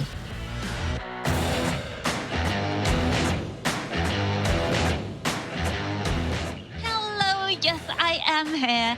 And of course, the first thing we need to talk about is something that you guys have been mentioning quite a lot in these past few games, which is the vision. Vision wins games, warding wins games. And we are used to maybe teams like Formulation Gaming, who used to, you know, like a beautiful Christmas tree there in the river area. But today we are going to have a little bit of a different situation where VIV is actually taking the lead in this case, and Game Lord has been kind of being carried by that.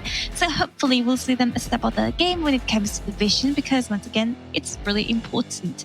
Now, the second thing I want to talk about is equally important here, and it's how the battles are what makes up a war. A war is not just something that you win by winning one thing. You need to keep it consistency. You need to keep it consistent in order to win it. And VIV has shown a little bit of weakness in this case. So Game Lord has many chances of taking away the next game. And again, Cast has curse, but you know what? At this point, I don't care.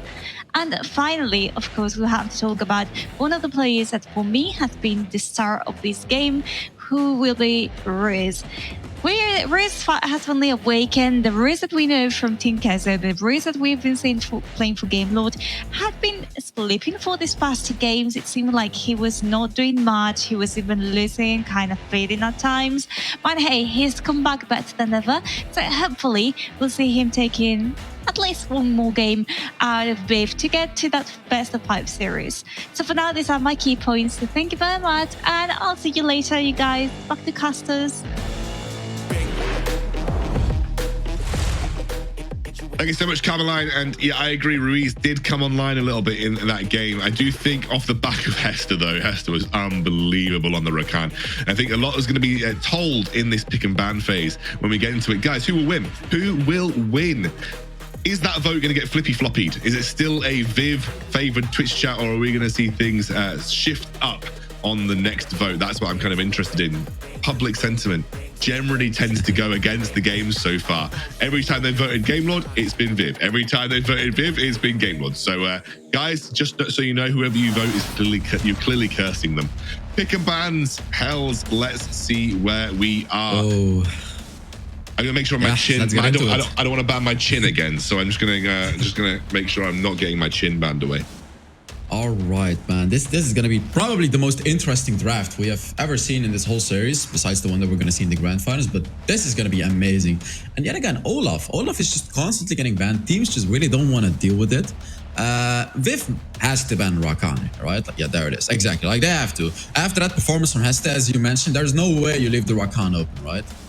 Yeah, Rakan too much of a power pick for Hester, and clearly one of his absolutely best picks in the game. We're going to see the Varus ban away. I rate it. I think that Kranich showed in that second game why it is so influential.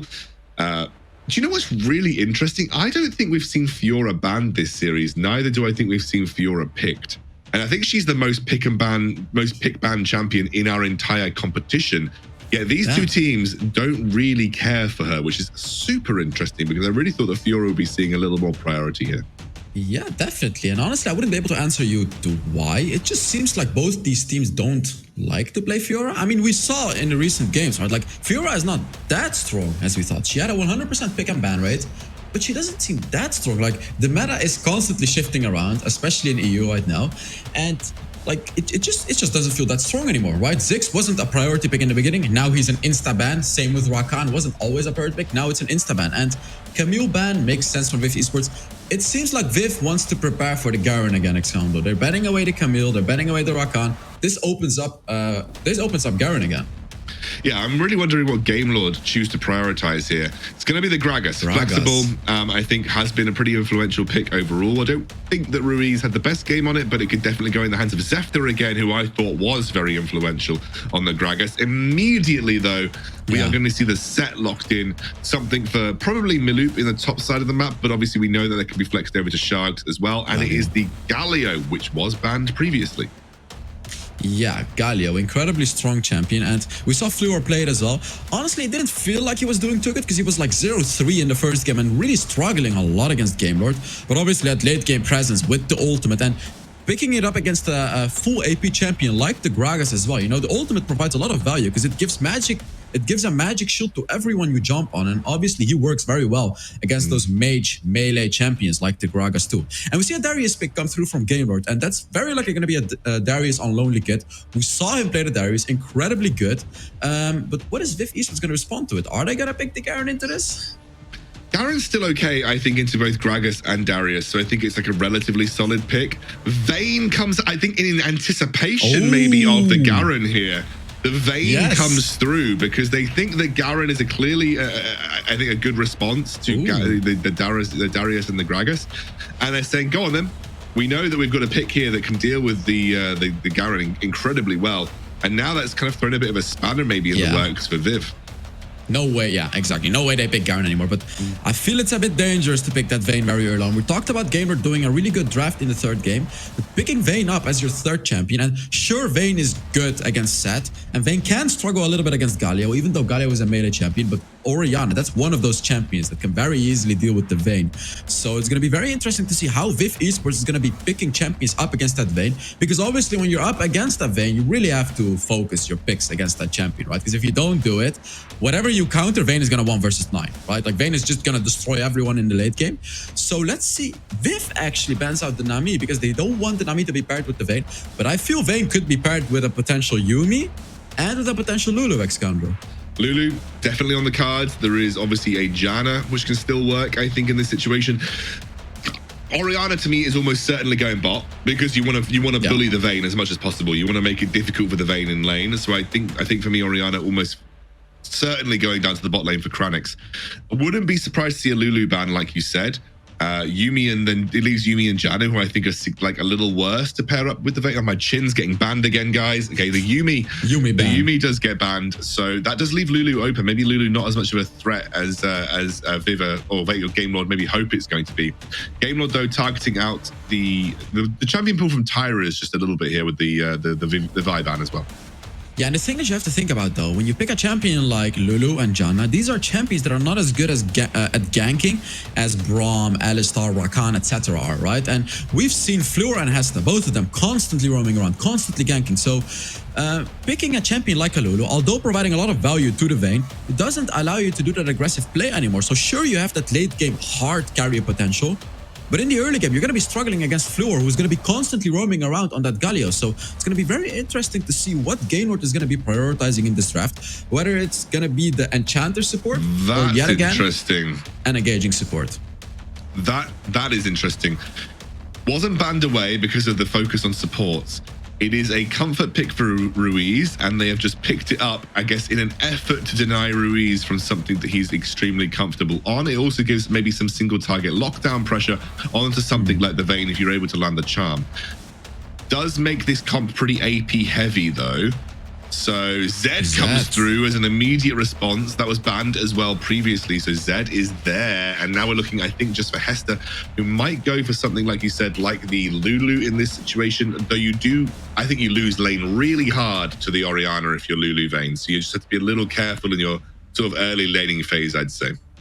I really dislike the Zed pick. I personally really dislike it, because when you pick Zed up against Ahri can charm you when you ult.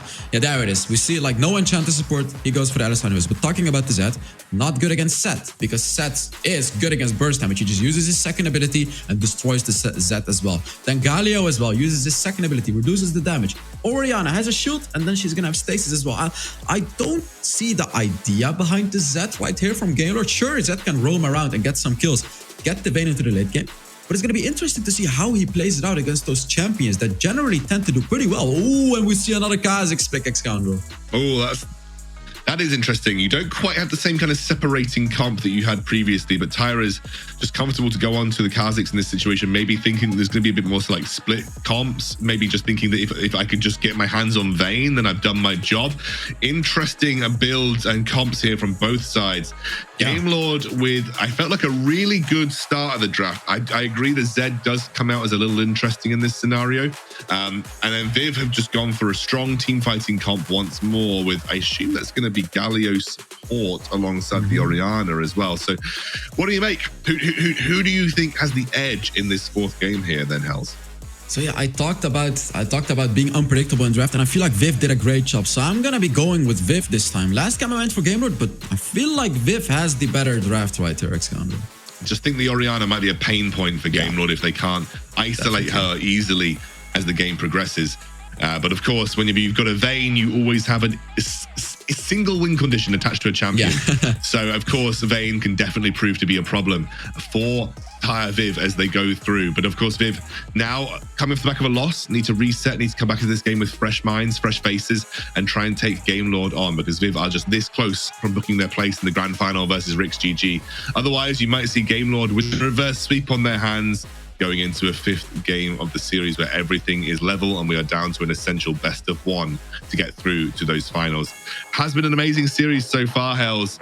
I'm very excited to see how this could potentially turn out as we head into game 4 of Game Lord versus Viv. Never thought I'd be staring down a potential full game series between these two teams. I really felt like Game Lord were going to come in as the favorites, but Viv have shown everyone what they're made of.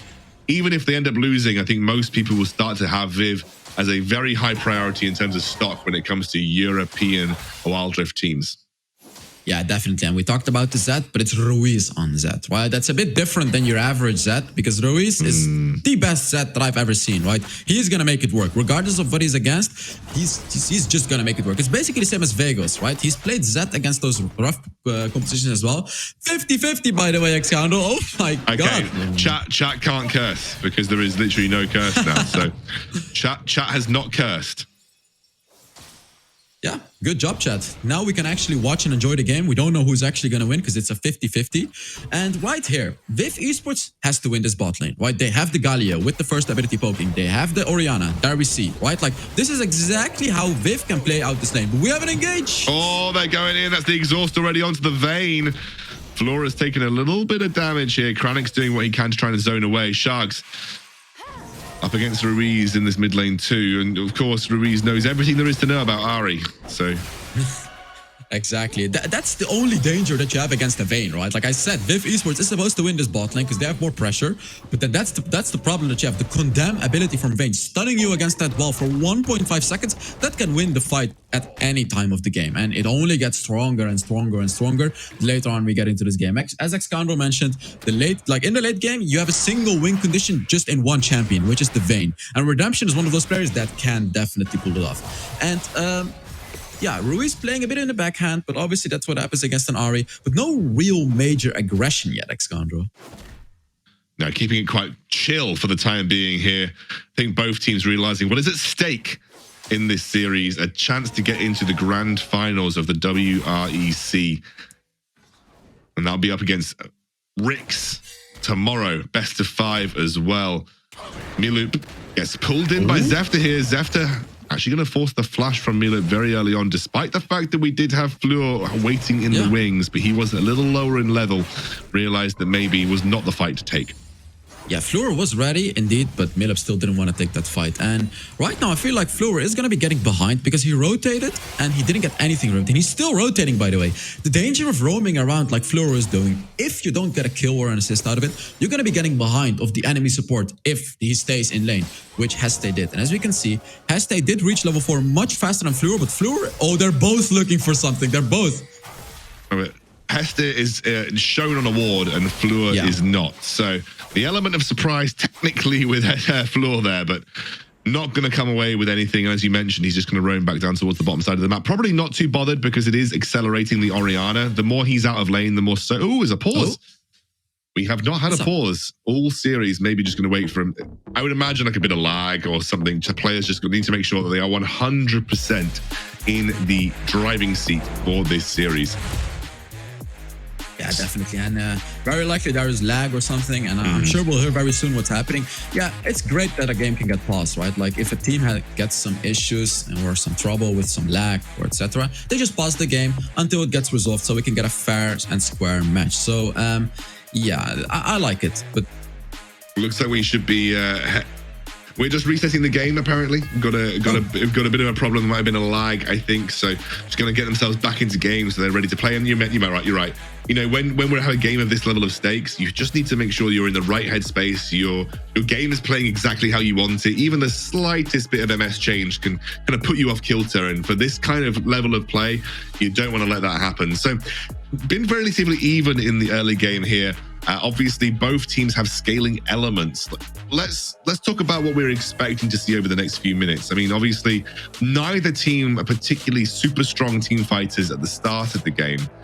So what do you reckon we're going to see around objectives? Who do you think is going to have more of that sort of drive to go and start at the Dragon, for instance? I feel it's a bit hard, but I still feel VIV is going to go for the Dragons because they have the Galio. Galio is incredibly powerful during those Dragon fights with that big ultimate. And still, Orianna, you know, still has a lot of team fighting presence, although not as much in the early game because she doesn't really deal that much damage. But I still feel VIV Esports may come on top in the early game. But I believe we're going to be getting into the game yet again. And I'm hoping for a bit more action in the beginning. No, we're resetting the existing game. No, it looks like I think we're fine, aren't we? No, that's what I mean. Yeah, we're back in that game. Here comes Ruiz. First blood there. They can't quite get back in and keep him safe. Didn't have that stone plate enchant either to put himself with the damage reduction. So a lot burnt there ahead of the first dragon. They're now going to try and catch out Sharks, who has got that ultimate available. Doesn't want to use it. Would rather use the flash. And Game Lord already off to a pretty confident start in this game. And then you have to ask yourself, right, was that really worth it? Because they did use Zefta's ultimate, which is the Gragas ultimate, and then Ruiz's ultimate, which is the Zed ultimate. Sure, they got a kill on the Galio, which is the support of Viv, but is that worth? Because if a fight happens now, Game Lord is going to be missing 2 very important ultimates, Xcandro. Yeah, they really are, and I think especially you can see that Viv know that too. They're going straight for the dragon, realizing without those ultimates, it might be a little difficult for Game Lord to actually contest this. Zefter over the wall. They may be looking for a steal here. Zefter has the advantage in that sense, but Tyrus has been true with his smites. He gets stunned into the wall. Oh, it's a great engage from Milup though, and it is going to be the backup of the Galio to just get them out of this situation. You can see that Redemption was maybe looking to find a condemn, but he couldn't manage to make it happen. And Viv, at the first objective fight, we kind of called it, Hells. We said that without those ultimates, it might be a bit difficult for Game Lord, and it was. First Dragon and a couple of kills go the way of VIV. Yeah, now it feels like VIV Esports. Like we're back to the VIV Esports from Game 1 and Game 2, knowing exactly what to do, playing perfectly macro-wise. And as we look into this replay, Game Lord couldn't do anything. Like Zefta nearly stole the Dragon because Gragas is really good at that, but they won't win the fight. Because VIV Esports had all of their ultimates available, while there was no explosive casket from Game Lord, no ultimate from Zed. They couldn't win that fight anymore, and VIV understood that, and they instantly went for the Dragon. Didn't waste any time, instant Dragon. And right here as well, they're gonna get the first turret, while Game Lord was able to get a Rift Herald. Yeah, perfect. I think miLoop probably can't defend this. Maybe overstayed just a little bit versus Lonely Kid. He's gonna flash back into the tower, trying to clear this up, but will get engaged. Has that shield to work with for the time being. The tower does drop, and he's dead. Yeah, miLoop made that mistake a couple of times before, but he did draw a lot of attention, and actually VIV immediately straight into the mid lane here, and they have the Galio, so they're going to get at least 2 plates from this play. Ruiz does make his way over, but that's a great resurgence from VIV to at least claim something back on the map for all the time that miLoop wasted. Yeah, there we go. This is it, VIV Esports. This is how you need to play the game. This is the macro-wise amazing team VIV that we've known since Game 1 and Game 2 and since the previous series. This is how you can beat out a team like Game Lord, and it is working out for them. They secured the first Dragon. They are able to have a lot of pressure on the map. They got the first turret as well, even though Game Lord had the Rift Herald. And now, even though Game Lord has used the Rift Herald and gotten a turret, VIV Esports is still ahead. Yeah, they absolutely are, and they have a single mid lane, Rift Herald could take down that tower and could potentially set them up to open up the map and allow them to be a bit more expansive with their vision controls. So great stuff from VIV so far. Again, like maybe a bit of a risky draft from Gainlord, but VIV, I think, played that draft phase incredibly well. And obviously the Infernal being next, that's probably something they're going to be looking to fight over, scrap over, and ensure goes their way. Yeah, definitely. And as we look into the gold leads, it's actually similar. We can see there is like a 700 gold lead, but everyone has similar gold amounts. Sure, Ari is like 500 gold ahead, but everyone has the same. And even though VIV Esports does have the Dragon, like this game is in no one's favor right now, Xcounter. It can still go either way. Not going to see, I don't think we'll see too much action until the next Dragon, though. Neither team finding a good opportunity to set up here. You're seeing Kranix on permanent wave clear duty in mid. In terms of item spikes, there's a lot of big item spikes picked up across the board here. There's the engage coming from Hester. Hester goes to the flash. That's a big one, but it's a huge taunt from Floor. He's already used that stone plate to buy some time. I think the shockwave is still available for Kranix too. You saw what Hester's going for. Couldn't quite make it work though, because Floor was able to disengage nicely. And that's the ultimate burn from Redemption right there. But the ultimate is actually a surprisingly low cooldown. Ooh, Sharks tried to get a quick catch right there, but unfortunately wasn't able to. And yeah, we have the next Dragon up right now. And oh, he tries again, but he doesn't do it. That's so sad. So both teams have actually burned some very important ultimates, which is the Ari ultimate and the Vayne ultimate, which kind of makes the next team fight fair, Xcounter. Yeah, Sharks finds a little charm onto Zefta, but can't quite manage to convert the damage. Sharks also went for a flash charm there onto Zefta in the jungle, but also couldn't find it. But as you mentioned, a couple of ultimates have been dropped. Redemption, not too long until he can get his one back in tow.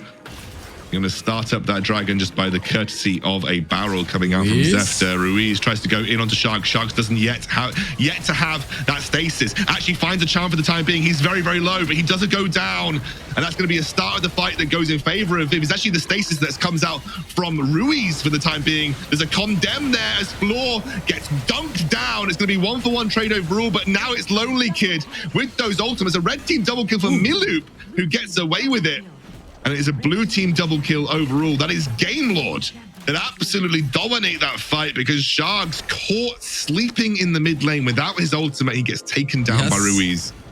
Exactly, that's what I was just about to mention. It's basically the same story, but from the opposite side. As we can see, Ruiz instantly going on Sharks, because Sharks cannot ult away. As you can see, he's just trying to run away, but Ari cannot do that. Redemption and Ruiz both destroying the Ari right there, getting a massive advantage in this team fight, and then you just win the fight, right? The explosive casket, making sure Tyrus cannot get onto an isolated target, just Gainlord playing the team fight perfectly, and then meanwhile, Lonely Kid getting those stacks up, the bleed stacks, and destroying the lineup of VIV Esports. So this time, it was GameLord who had the perfect macro play during the team fight, and they got the Rift. Oh, sorry, VIV Esports got the Rift Herald meanwhile. Yeah, they're maybe trying to go for this mid lane tier 1, which they get away for free. They're trying to isolate Flower here, but as you mentioned, being a Galio who can kind of get away with it, he actually pops that stone plate enchant and dances away towards his own tower. As you mentioned, also picked up that Rift Herald. It is even Stevens really across the board right now, though, as Lonely Kid's going to start up this red, but Tyrus isn't going to let him get away with it.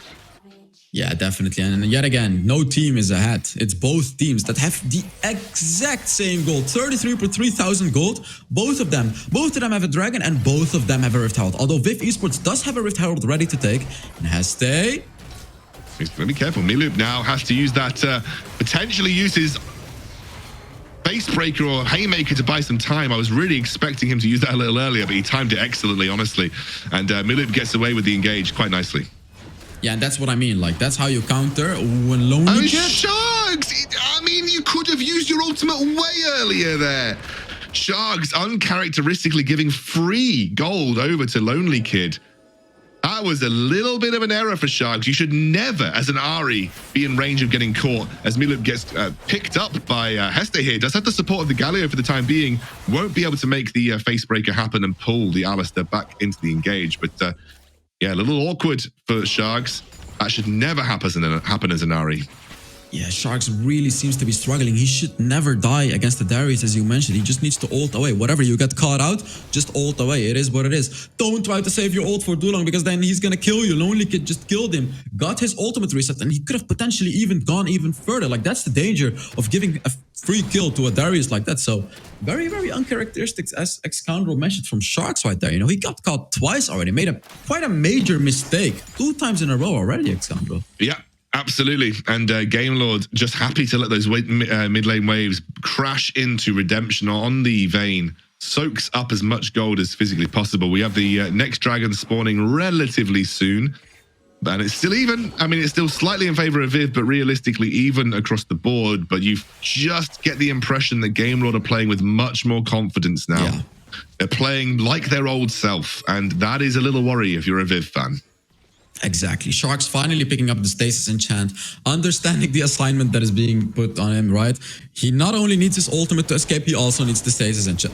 So in the next fights, very likely we're going to see Sharks play it a little better, especially with the stasis enchant, making sure he doesn't die early on. And hopefully for VIV Esports, Cryonix gets enough time to build up those Conqueror stacks and hard carry the team fight. Of course, this early on in the game, yet again, Orianna just doesn't do that much damage yet. And she doesn't have that incredible hard carry potential. She really needs her teammates. So Sharks is going to have to put some work on that early game Ahri right now, Xcandro. Yeah, I think he needs to be actually doing something relevant in these fights right now, because at the moment he's kind of stuck on clearing waves versus Darius duty, and Lonely Kid to me is the scary one. He's the wild card that you've got to look towards in these team fights. Like, he gets the stacks up, he's going to start dunking for half HP over and over and over again. And he's in a great spot in this game, is Lonely Kid. And the more time that Darius buys you, the more time you have for Vayne to become the monster that she is. Going to see the Rift Herald dropped on the top side of the map here. Yeah. Just in time for the next dragon, which of course Lonely Kid is backing off for. Exactly. It's mostly about the dragon, right? Like, they just put down the Rift Herald, make sure they have some pressure on the top lane turret. Should be a free top lane turret with the Rift Herald. Yeah, he will be dashing into it. And VIV Esports does have the mid lane turret, by the way, Xcandro. They have the advantage of having the mid lane turret. So even though GameLord seems to be having somewhat of an advantage, VIV Esports has the Rift Herald on the top lane. Rift Herald may even push it further, but GameLord has the vision advantage. GameLord now going in. That's an immediate pick straight on to the Flower, who's on the sidelines. Actually forces the ult coming out from Ruiz, which is a lot of resources burnt, but the rampage is there for the Darius. In the meantime, Tyrus is low. Already Zephyr keeps himself alive with the stasis, just about picked off on the sideline for Sharks here. Cryonix hasn't got the mana to work with. Redemption runs them down, and GameLord are starting to play these team fights the way we know they can. They're going straight for Baron.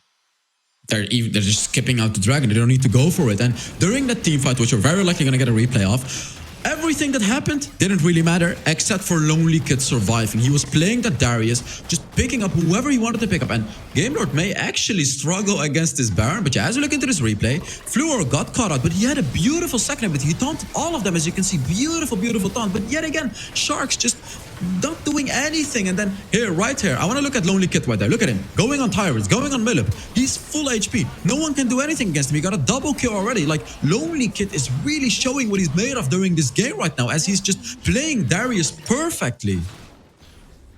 And that's the advantage that was given to him again, just by a couple of little mistakes here and there. It is still relatively even, though. We are looking at a game that is only about 2,000, 1,000 gold in favor of Gamelord at this stage in the game. However, the Baron picked up. That is enough for them to maybe start making some work happen on the side of the map. There are a lot of outer towers that are still yet to fall, and you can see one has just dropped. That's an attempted pick onto Redemption, but Redemption has got that Wit's End built up and is working towards his own late game build, which is almost in completion. Lonely Kid immediately going to force out Miloop. Using the ultimate, he's going to try and kill him, though. I think we should be able to. Has to wait, time it, doesn't even need to. Oh, and there he is. Tries to get charmed up. Lonely Kid has got those stacks that he can build right now, and he will go straight. Stasis is good, though. But is it going to be enough? Nicely timed from Lonely Kid, and I think the stacks will get the kill. And I think VIV, they're losing another game here. Gamelord are taking this all the way to 5 games as they try to isolate Kranix. Redemption seeks his prey. He dives behind the turret. The flash engage comes through from Hester as well. And Gamelord have certainly woken up in this series. No way they lose in this 0-2 situation, right? No way that Gamelord can come back. They just end the game. They're going to get stated. They're absolutely end the game. They've got something to say about it. VIV, again, so close, yet so far. We are going to a single best of 1 to decide who faces RICS in the series tomorrow, all the way to Game 5.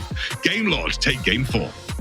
What a crazy plot twist. They did it. They won this game as well. It's a 2-2 now. There is no advantage for VIV Esports right now. And contrary to that, there's actually a severe disadvantage. They just lost 2 games really hard. And here we can see Gamelord getting back to their game. And now they're showing what they're really made of. And Xconro, this last game, this one is going to be a banger. Oh, absolutely is. I am very excited. We're going all the way to Game 5 here on our first day. VIV looked like they were a shoo-in the way they were playing in the first 2 games, but Gamelord, they woke up in the draft, they woke up in the way that they approached their team fights, and yeah, I think Hester especially has had an excellent second half of this series. He's been really influential. Ruiz also certainly finding his groove here, Hells.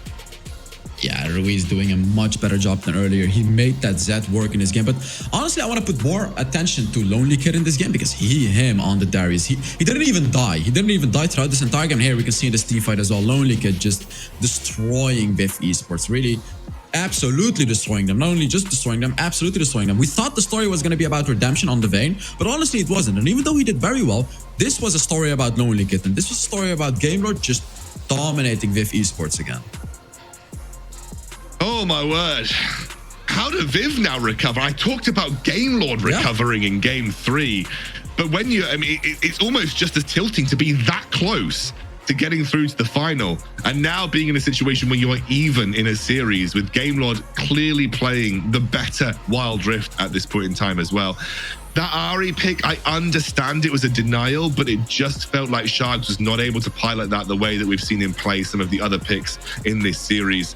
Uncharacteristic game from both him and Tyrez realistically over the last 2, and you'll see that Tyrez still minimal impact here. Flower as well getting caught out, and I think you're just seeing the Gamelord machine start to wake up. Better late than never, realistically, Hells. Yeah, definitely, and I want to highlight something else. 5 Mercury threats on Gamelord.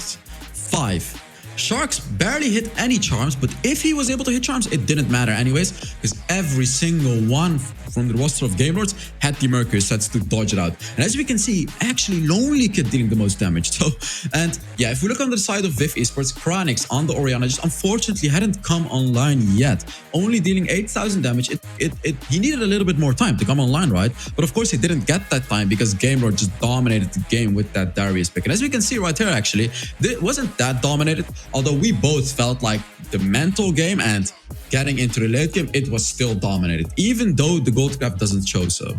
Yeah, I think it was relatively close, but it definitely felt like the Game Lord team were in control all the way.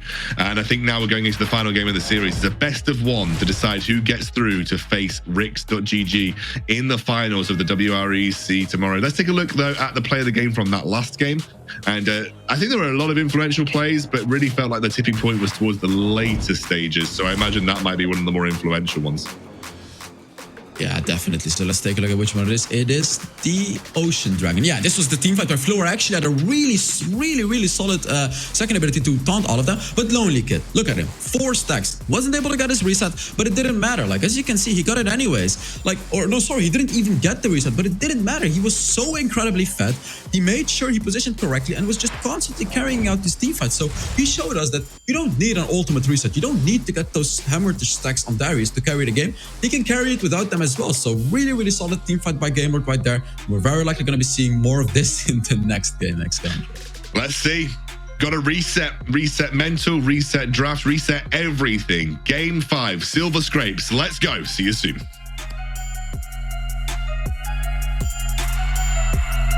I think anyway. I was ahead.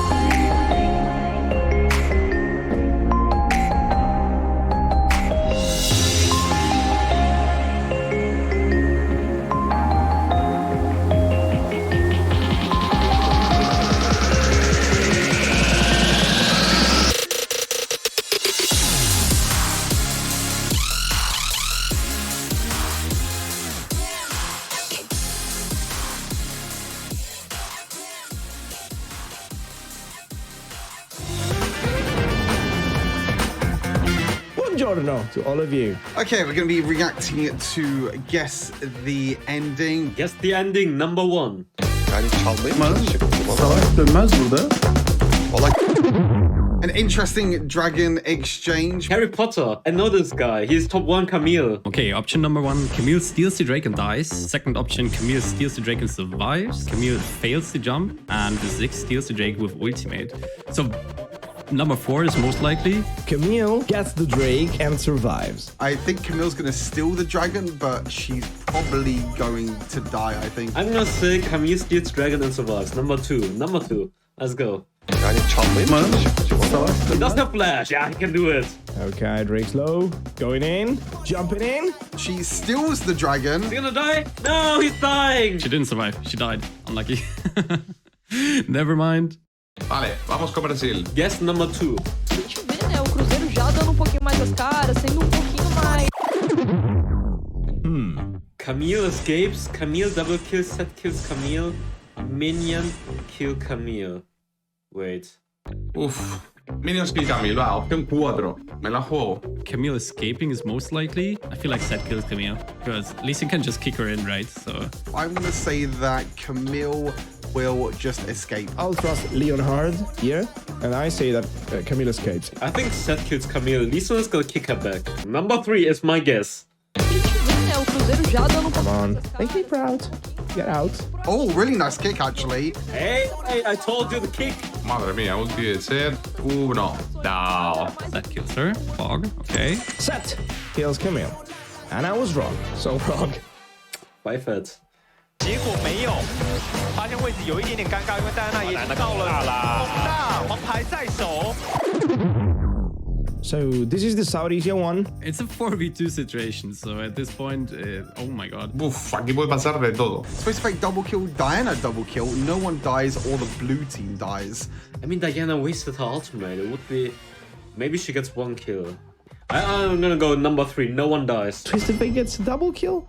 I mean... I know, like, diving fresh is a bad idea. I think it's no one dies. I would think that probably Twisted Fate will get a double kill. No muere nadie, va. Esto pasa a veces, ¿eh? El sudeste asiático se parte la cara y no muere nadie. 发现位置有一点点尴尬，因为戴安娜也到了，猛大。 Yellow card. They're diving real deep. Oh no, they want her. Yumi's gonna... Okay, Yumi died. Thresh got 1 kill, it seems like. Oh no. Oh no. Qué buena Thresh, ¿eh? Okay, Thresh is just insane, I guess. Oh, don't tell me they're all dying. And oh, the whole team died, bro. Come on. Come on! Bueno, bueno, ha estado muy buena la jugada, ¿eh? I was actually right? I was actually right. You ready?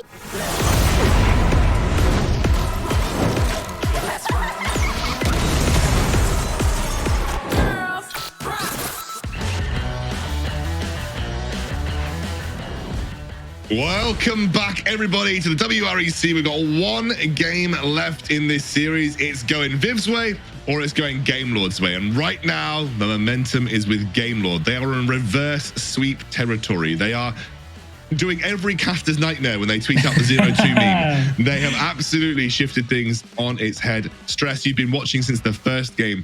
Can you quite believe we've hit this stage? No, I mean, I hit him with the classic. You mentioned the legacy of that in PC League with the no chance of coming back from that 0-2. I mean, the thing is, for me, Millip and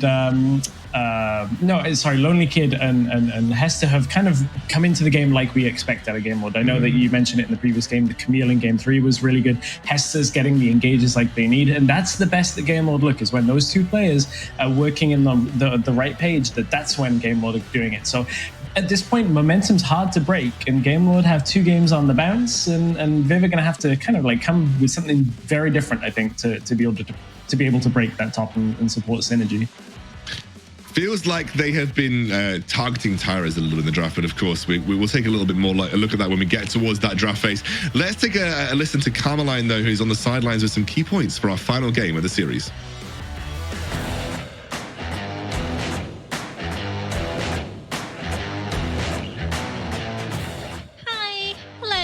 Here with these kit points, as I said, and the first thing that I want to talk about is the Game 5 at Tail. So what is this? What does this mean? Well, of course, first things first, best of 5, we've gotten to the Game 5, so Jazz Queen, a win for all of us. I think we really want to get to this point.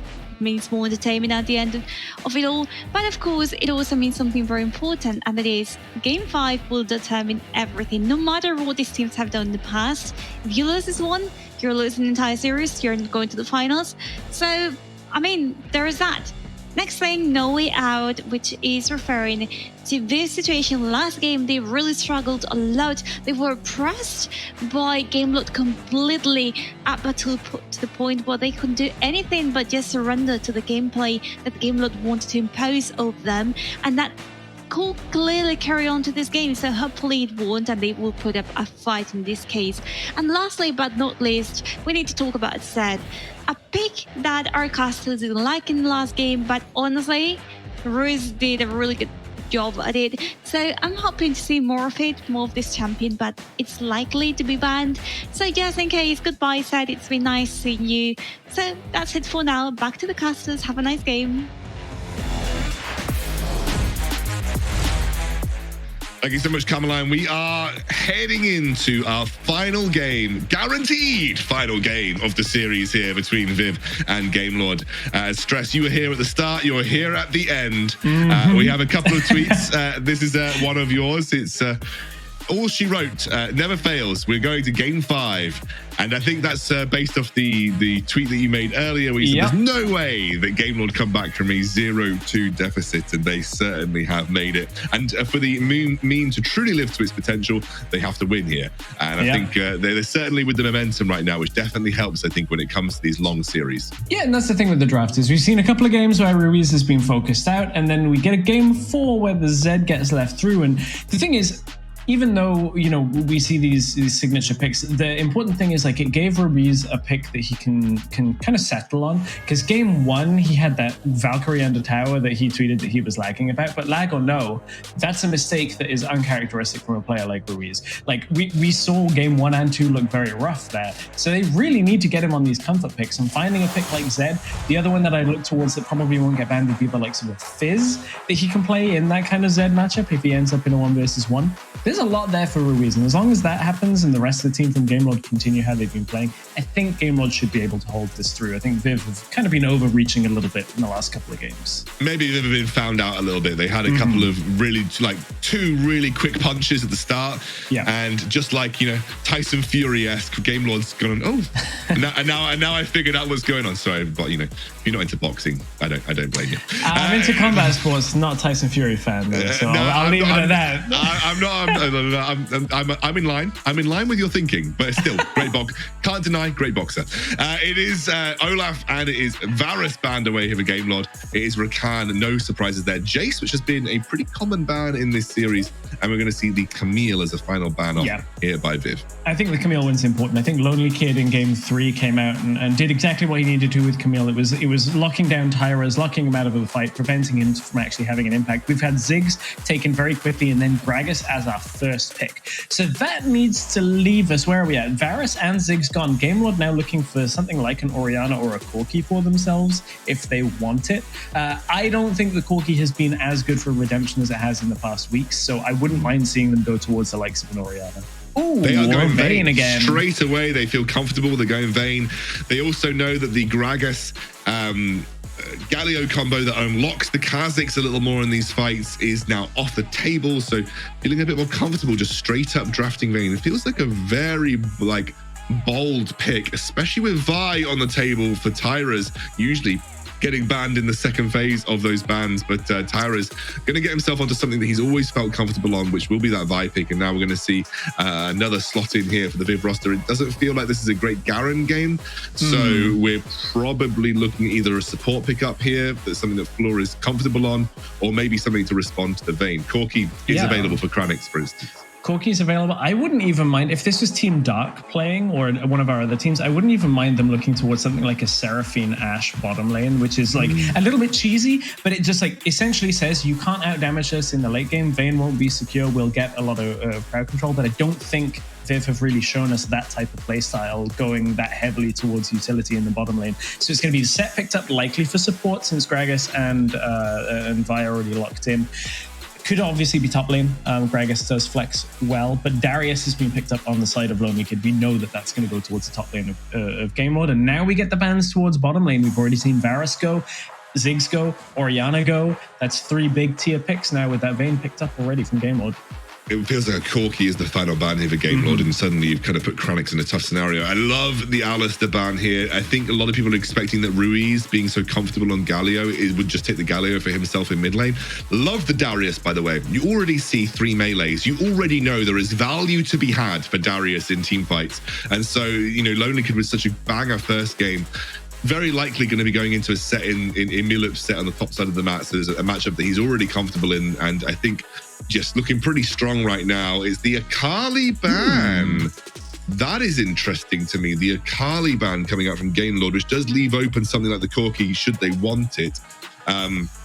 Viv have 1 more ban left to go here.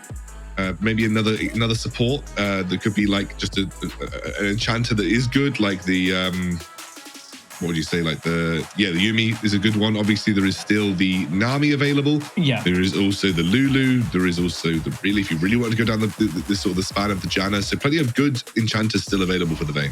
And I mean, Galio could always pivot to support as well. It obviously could be mid lane, could be you know, either of those roles. That's the beauty of Red Side in a draft like this, where Game Lord know that they've got a little bit of momentum here. Again, Riven can pivot between a lane and the jungle, probably likely in the jungle, if we're looking at it. Although Ruiz has played us champions like Olaf, we've seen Riven in the middle lane, so options still there for Game Lord. Feel like it's a Zefta pick.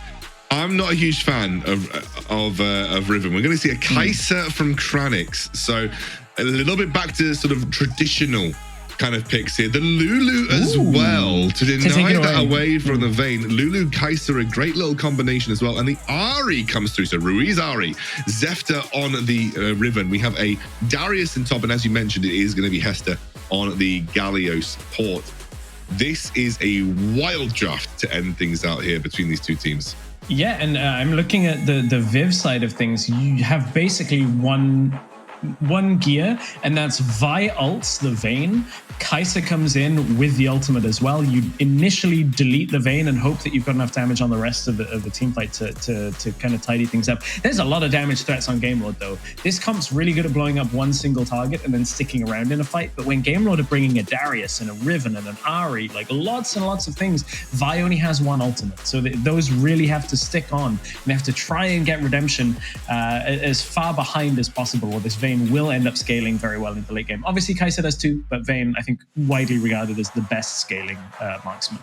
Absolutely, yeah, and I think one of the problems that you're going to run into if you're Viv this game is that the Darius is going to be a blocker for you. You need to kill him, but he's got so much value on the front line that he can just absorb from. Now, I will say, I do think that help picks can be used offensively rather than just straight on the Kai'Sa to potentially alleviate that problem in the right scenarios, but I do think that, you know, there is going to be this issue for Viv where they have to break through that front line, and that front line's quite beefy just by the virtue of being good into melee comps, and that's going to be a problem, I think, for Viv as this game scales up. But a very, very spicy draft to get us into our final game of the series, Stress. Yeah, for game 5, this is one where we're like, okay, we're going back to late game scaling marksman. We're away from the mages, we're away from the, you know, perhaps a more newfangled meta, however you want to say it, but we're Vayne versus Kai'Sa, looking for that late game scaling if we end up getting that. Both of these teams have actually been pretty good about shutting games out quite quickly. So Viv versus Game Lord, 1 game left to determine who's going to face Rix in the grand finals tomorrow.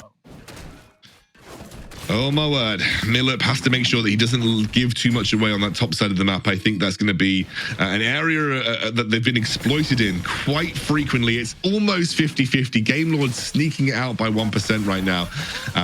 Floor and Kranix just trying to be as aggressive as possible into this bot lane. The problem with Lulu, even though she's very good offensively, she does take a ton of damage in response. So always have to be a little careful playing those Lulu lanes. Sharg's also on his Gragas. I think probably the best Gragas performer in the series next to Zefta. So he's on comfort. He's on comfort as well, you know. Yeah, agreed. I think Shugs is the best mid lane Gragas we've seen, just in general. He's had a few standout performances. They play like Gragas, Janna, a whole bunch. Mid lane is going to help push out mid lane. Jungler is going to help push out mid lane. Don't think it's going to result in a fight. It's a little bit early on in this exchange. Everyone's too healthy. This is mostly just a wave clearing thing, which allows Lonely Kid to know he's got the room to utilize some of the laning presence of Darius and try and push Melo back in the lane. But I think very, very tentative start to this game. Zefta and Tyra's are still in mid lane, and now we've got a support roaming up. Please don't ARAM in a final game. That is going to be Zefta taking damage, Riven with the mobility to get out. They'll split the crabs, take one on the bottom side, and I mean, VIV are trying to contest here. They can get there in time. They can, and they've actually rotated Kranix up as well because Vayne has got a wave right outside her turret. Does hopefully get smited by Tyra's there, which will give us a double scuttle start for VIV at this all-important game. I'm a little worried about the positioning for Kranix. He doesn't get closed in on those, so he's able to get back towards that bot lane and soak up the wave nicely. This has been a strength of VIV, in my opinion. Mid lane prio into double crabs early on. That has been one of the strengths from them this series. So good to see them continue where they've been doing well. Yeah, are we utilizing what's worked well for them a few times? I would say that, like, Game Lord, what's worked well for them is getting Lonely Kid active in the game and making sure that he has, like, presence in the early game fights. There was a one game, I think it was game 3, where even though they won that game, he was late to the fight on Camille. And I think that was just a bad look for Game Lord, where, again, they were just, like, over-committing to fights 4v5. That's what they need to avoid, because this composition, if you do that, the Vi jumps in, the Kai'Sa jumps in, the damage falls off, and Game Lord will get tidied up quite quickly if they're not all there at the same time. Completely agree. And I think as well, we're always talking about where these games are going to be cracked open. Like, at what point in the game are we going to see things start to unravel for either side? And of course, you know, a lot of the talk is around objective fights here. Both teams have very, very comfortable first objective fights, just stopping Redemption from going back. That's the second time Flo's done this. He's walked into lane and just gone, oh, I'm just going to stop you. He's going to do it again. Shields himself. Does he even need it? Nope. They brought Hester across, but you're talking about objective control and fights in the early game. Yeah, and I think you got to look at the fact that even though Vayne's not particularly strong at that stage of the game, Darius, Riven, and Ahri definitely can function well at level 5 and level 6 around these first dragon fights. But then so can VIV. VIV has got some pretty impactful ultimates to work with. So I definitely feel like it's another one of those games where you kind of have a similar vein of what you want to do in the game, but it's all about execution. It's all about how you actually play these team fights out. And, you know, both teams have got a traditional front to back, protect the AD carry style comp. Yes, there is a bit of dive on the side of VIV, and VIV are the ones that are going to be first to the punch here. I think with Redemption going back, we are looking at a potential handshake of objectives across the map. Just not the right setup there for Game Lord to be able to contest. Yeah, Zefta was there early to Rift Herald. Nobody was with him, and I think actually VIV will be able to get here to contest both objectives in the early game. So once again, like, VIV looking very good in this early game setup. A lot of it comes from Double Crab, where you're able to make sure that you can secure the objectives from the early point. Game Lord are on to the Rift Herald. They're not actually going to contest it, which I think is the safer thing in a game 5. One thing I was going to mention about, even though Vayne is not good at early game fightings, at early game team fights, if you give her a kill or 2 in those fights, just because she manages to find a window to pick up a kill, she'll punish you harder than most champions. Like, if Vayne ever gets ahead, good luck fighting once she's got 2 items. Yeah, 2 items, 3 items are like really nice spikes for Vayne. And she could definitely start to snowball. I think there was a missed opportunity for VIV, honestly. If they weren't going to commit to that objective, they maybe could have played around Sharks pushing down that mid bot lane tier 1, maybe just committed a couple of resources. You saw that the whole of Game Lord had committed to the Rift Herald. I think maybe a missed opportunity for first tower of the game here, and you can actually see that Game Lord are instead responding by chucking some resources at the bottom side of the map. Not going to commit too hard, though. Just going to go and take their blue and get a couple of wards down. It's a very tense start to this game. Like, not a lot of overcommittals, which is different from how the series started. As I say, that Lonely Kid is going to get forced to flash. Will get Assault and Battery pulled in. A lot of crowd control, but still manages to find that window to flash over. Use the barrier, use the flash. So next fight will be a little less easy for Lonely Kid to get out of. And one thing from here is that Vayne's wave clear sucks. We always say this. Middle lane is so hard for Vayne to clear out. And I like that Game Lord are going to say, okay, well, let's make a play on the bottom side of the map for Sharks, force the flash. Condemn goes into the wall. They try and get the engage to start, but everybody backs away from that Game Lord. Rift Herald charges, no kills to speak about. First turret drops at 6 minutes into the game. And that was a relatively simple play for Game Lord. They created space in the red side jungle. They zoned Sharks away. The support lines from mid lane made it a little bit more difficult to run directly down and sort of help Sharks out there. And I think they had to concede that first tower and gain very little in return as well. So Game Lord off to a relatively decent start here. They're very happy, I think, with how this early game is going, especially because they have that late game redemption clause of the Vayne. Yeah, that Vayne can certainly provide them the late game that they need. I guess the thing about that is, like, game one, they were playing double late game, and they never got there. Like, they had the Ziggs. They were playing triple late game with the Jax, you know? Right? Exactly that. Like, they never got there. Whereas this game, Viv are giving them enough room that this early game they're not getting punished in, and it's not like Viv have that many tools early on to win fights themselves. Like, Kai'Sa needs time to get items too. Absolutely. I mean, Kai'Sa definitely has late game power, as you mentioned in the draft, but maybe not as much as Vayne. And especially because there are these kind of like slow, fairly cumbersome carries on the front line, or cumbersome champions that form the front line for Viv. They are easy to predict, easy to read, and easy to kite for Vayne. And that's a really important thing. Kranix takes a huge bunch of damage there from Ruiz, who's just searching for a stray charm with the ultimate. Got another dragon spawning soon. Doesn't look like they're providing Milup with much support here. Lonely Kid's positioning should tell Milup that he's in danger. Yeah. Oh, Ruiz is coming up here as well. And there's no flash on Milup. He should have backed away from this if he could have. But the charm, that's a big shield, comes through from the Haymaker. Can they do enough? That's a suplex to keep him in spot. But Lonely Kid has already got one with the ultimate. Now it's going to reset. It allows him to push onto the turret, and they're going to continue going. Sharks, he's got the passive. That's a double kill. Looking for more. But Lonely Kid taken out in exchange. Game Lord still coming up huge. Honestly, man, like, I just think that Lonely Kid's positioning, like, he's standing in front of the wave, he's soaking the wave so he doesn't move towards the middle to meet. Like, come on, you've got to know that that's a threat. You can't see anyone else from Game Lord on the map. Like, you've just got to have the Spidey senses. I know that they were planning for it. I know that they were there to support, but it wasn't really set up and positioned very well. We'll take a look back at this fight, although there is going to be a fight breaking out around Dragon soon, I feel.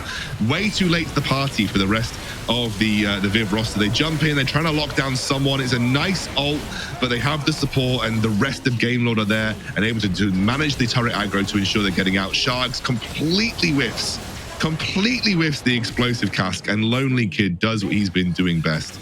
We're right back into that standoff you were talking about. 1,000 health. Can it get stolen? It is. It's stolen by Tyrus, but is he going to lose his life for it? Game Lord already dropping quite low. There's the Assault and Battery. Will lock Vi's Fate, and Sharks now in trouble. Wind Slash comes through, but it's Lonely Kid that got the kill. Doesn't get the reset off the ultimate, but it's already a double kill. Suplexed under the tower, and Game Lord is still trading up in most of these exchanges. The Dragon went to Viv, though. That's something we need to keep in mind. Yeah, 2 dragons now in favor of Viv, but the team fights look sloppy. They don't look coordinated. And if I'm honest with you, the name of the game this series has been how these teams have played their team fighting out. The team that looks a little more coordinated, that is mechanically performing when it counts, is the team that generally has come out on top in their game. And right now it feels that is Game Lord. They're doing that once more. And I know Tyrus has been sneaking objectives. He's been doing that all series long. The man's been a madman with his smites, but it just isn't converting into actual tangible advantages right now for Viv. They're actually behind 4K. Milup trying his best to push onto this bot lane tier 1, but it's not really getting much love. And Lonely Kid's way too strong for you to take on in a 1v1 right now. Yeah, and Hester's there as well, just hovering in the back of the lane, knowing that Tyrus could be there. He's even going to get spotted on the scrying orb. And we came out of the draft saying, you know, this Vi works into picks like Vayne, where you want to lock down an individual target, take him out. Well, Lonely Kid can carry these fights in the early game, and that's exactly what he's doing. Is like, he's getting 2 kills in every single fight so far, and it just unlocks everything the Game Lord needed to do. Viv can throw their crowd control at Redemption all they need, but he's just a distraction at this point. It's just, it was a fairy tale story for Viv, I felt like. 2-0 up against one of the best teams, or one of the best perceived teams in Europe. You were staring down a spot in the grand finals versus WREC. Everybody was just blown away by how you performed in those first 2 games, and just, I would say, a mistake in that draft from Viv, and suddenly they've given way too much momentum back over to Game Lord.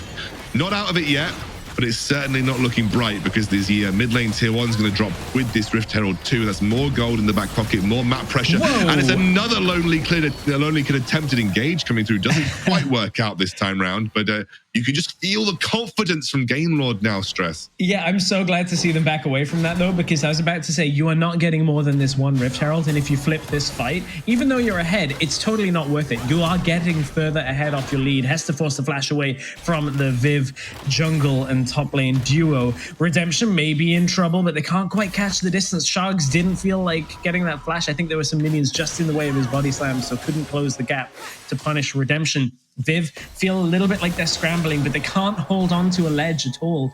And it's Game Lord that are just escalating this game further and further. Yeah, what a redemption arc for Game Lord off the back of those first 2 games as well.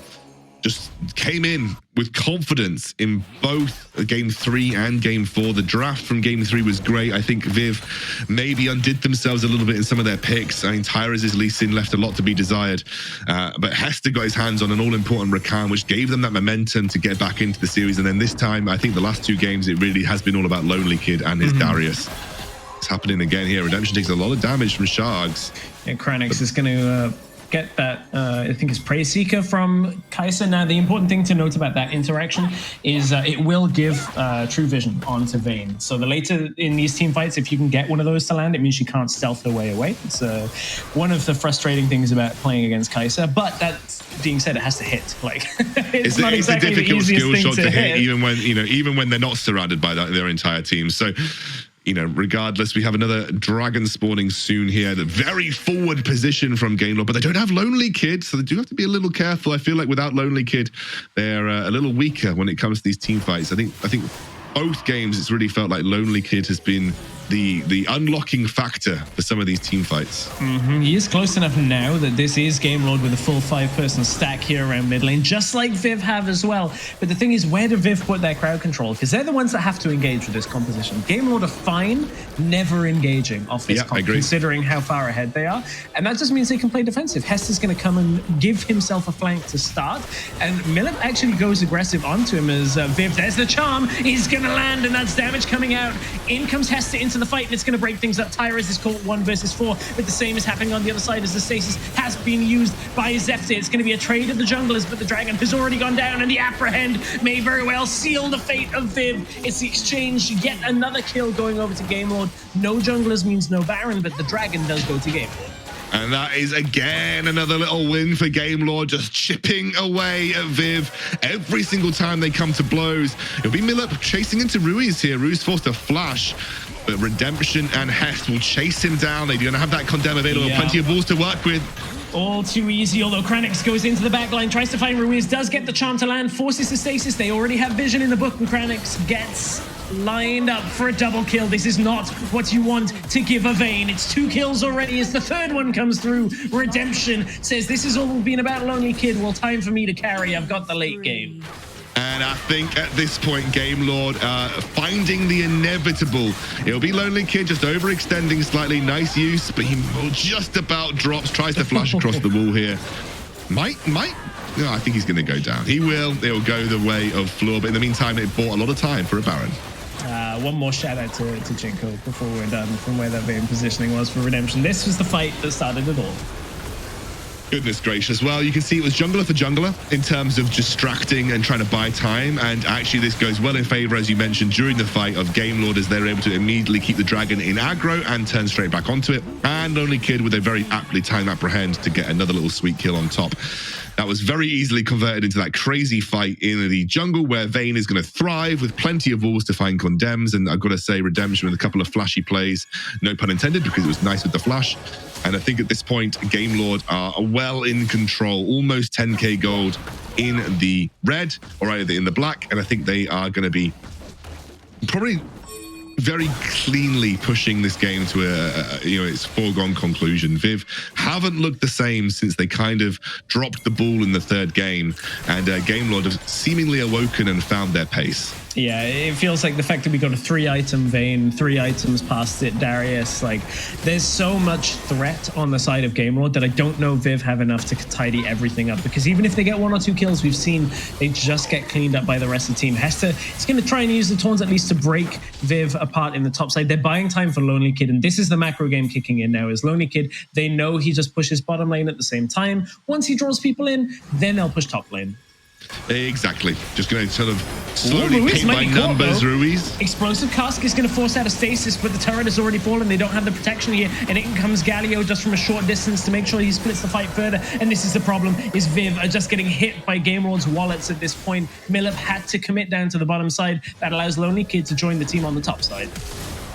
And the flash. Oh, Esther almost. It's enough, though. Enough to buy some space to go for that inhibitor tower. There's a re-engage maybe coming in from Viv. Yeah, one last attempt from Viv. They're going to try and shut this down, but it's a rampage from Redemption. The low health bars are all there, but it's the Vayne tidying up for the double kill. Can they get more as Redemption's going to come into the fight? Triple kill for Redemption. Full house for Game Lord. They're going to end the game right here, right now, as Game Lord advance for the rematch against WREC tomorrow in our grand finals. Oh, what a reverse sweep by Game Lord. They picked up the pieces after game 2 and built a blinking castle. It was an absolute masterclass every single game. Hell's Devil in complete shambles right now. As his predictions out the window. Massively deserved from Game Lord. It takes a lot of mental capacity and mental fortitude to find a reverse sweep in a Festa 5 series. They experienced it a little bit in the mini version versus WREC yesterday, and they were able to manage it again in this series here versus Viv. You could just see like the things that made Viv so good in the first 2 games were just not working out for them in this series. We praised them over the first 2 games for their team fight excellence, their ability to make the correct play at the right time. They played in sync, in harmony over those first 2 games. It just felt that was lost a little bit and it almost absorbed by Game Lord as they were the ones that kind of took control of the team fight pace. Yeah, for sure. I think coming out of game 1, like Hester's game 1 Galio and his game 5 Galio looked totally different. And I think it just needed a couple of games of getting onto other champions that were really secure for him and Lonely Kid. And between that, it kind of shored up their team fighting and gave space to Ruiz and Zefta and Redemption a little bit more. Whereas I think Viv did a really good job of actually stopping Hester in game 1 and 2. There's the same with Millip. Like, I don't know. Viv was so close to winning this series. Like, there were moments in game 3 and 4 where I thought it could have gone either way. And I mean, we've now got to talk about Viv as one of those teams heading into the last chance qualifier that you have to put a lot of respect to. Like, they actually could have won this series and could have been facing off against WREC, and that would have been a totally plausible thing looking at a bunch of these games. Oh, absolutely. I think the way that they played in the first 2 games shows that they're a top 2 team and a top 3 team, especially in Europe. Viv can do that consistently. You're looking at a team that can challenge against WREC and challenge against Game Lord on a very, very solid basis. But I just think they kind of came undone a little bit. I think Game Lord figured out what was the problem in the draft. I think they kind of tackled and targeted Tyra's a little bit, and Tyra's has come apart a little bit over these last 3 games. I think Shargs as well maybe dropped the ball. I mean, I don't want to point fingers though, because overall I think Game Lord just got better. But I think Viv in general just peaked a little bit and unfortunately expended a lot of that almost like goodwill energy of good playing Wild Rift, and Game Lord were able to capitalize once they came down a little bit. What I would say about Sharks is I think there were a lot of opportunities, especially in game 1, to punish Ruiz. And then when Ruiz was playing a little bit more safe, a little bit more consistent, those opportunities dried up, and that kind of slowed Viv down a bit. Like, I think Sharks still played pretty well, but there were a couple of those games where he just didn't get the opportunity to get the solo kills or, to start fights and get damage out. So, yeah, it's really interesting. I want to... This is the kind of series I would just love to dive into and VOD review and break down and look at so many different things, because even though it's a best of 5, I feel like there's not that much time to look at like how did the meta change during the series, like who prioritized what objective and how that played into the game plan. And there's just a ton to look at from stuff like this. I feel for WREC who are going to be watching that series and thinking, we need time to prepare against these teams, because they've been looking at this with fresh eyes, thinking, okay, we're still looking at preparing at 2 teams. Yeah, absolutely. I think they could have made a call either way, until the very end of this series. But they're so used to playing Game Lord, and I think, that they probably have a lot of practice versus Viv in scrims, that they probably feel quite comfortable. If anything, they're probably thinking, if they're going this close versus each other, then maybe we're feeling good. But nonetheless, I think Game Lord have almost gone through a hyperbolic time chamber of practice in this series, and maybe you're looking at a really amped up Game Lord that's coming out of that slump, ready to tackle Ricks in that series tomorrow. Look, I think we should look back at the play of the game and take a look at a moment that I think really stood out this series. Difficult to me to pinpoint which one that's going to be, because it might be. I think it's the triple kill Vayne in. No, it's not. I was thinking it was going to be the triple kill Vayne in the jungle, but it's kind of put towards the end of the game here. Now this is the triple kill top lane to end it. True, that is the triple kill top lane to end it. I thought it was going to be the triple kill jungle maybe, but yeah, I mean, nonetheless, this was Redemption picked very early on, the Vayne in the draft. A little bit of a gauntlet thrown down, one could say. But I think overall deservedly getting the results from that game there, Redemption. I think, when you pick a Vayne that early on in the draft, despite not seeing what the enemy is going to pick, you've got to be able to play it well. You've got to be able to execute. Otherwise, you kind of look a little silly. I think, this time round, he absolutely showed why Redemption's Vayne is something that is to be feared. And I think, again, they've showcased a lot of picks this series as well. I think Game Lord have shown a lot of their hand, but also maybe showcased that they have a wide array of things that they can actually play and perform on. Yeah, that's true. And I think Vayne in general we've seen it raise massively in priority the last couple of weeks. Like, we've heard some of the players say it in interviews that, like, even if it's not a player like Joey Skaggs from Team Queso, who we expect to play Vayne, it's just like, it's such a good pick against the Bruisers. The other pick people are starting to play is like that Kai'Sa more, but I feel like she just doesn't get enough damage late in the game. Whereas Vayne walks in and all of her kit is about just shredding you really quickly and eating through tanks. So I think we're going to see that heavily prioritized in tomorrow's series. Now that we've seen Redemption play it, we know that Rick's Doom tends to go away from it, but it's still an option there. I think that's another one of those contested picks alongside Ziggs.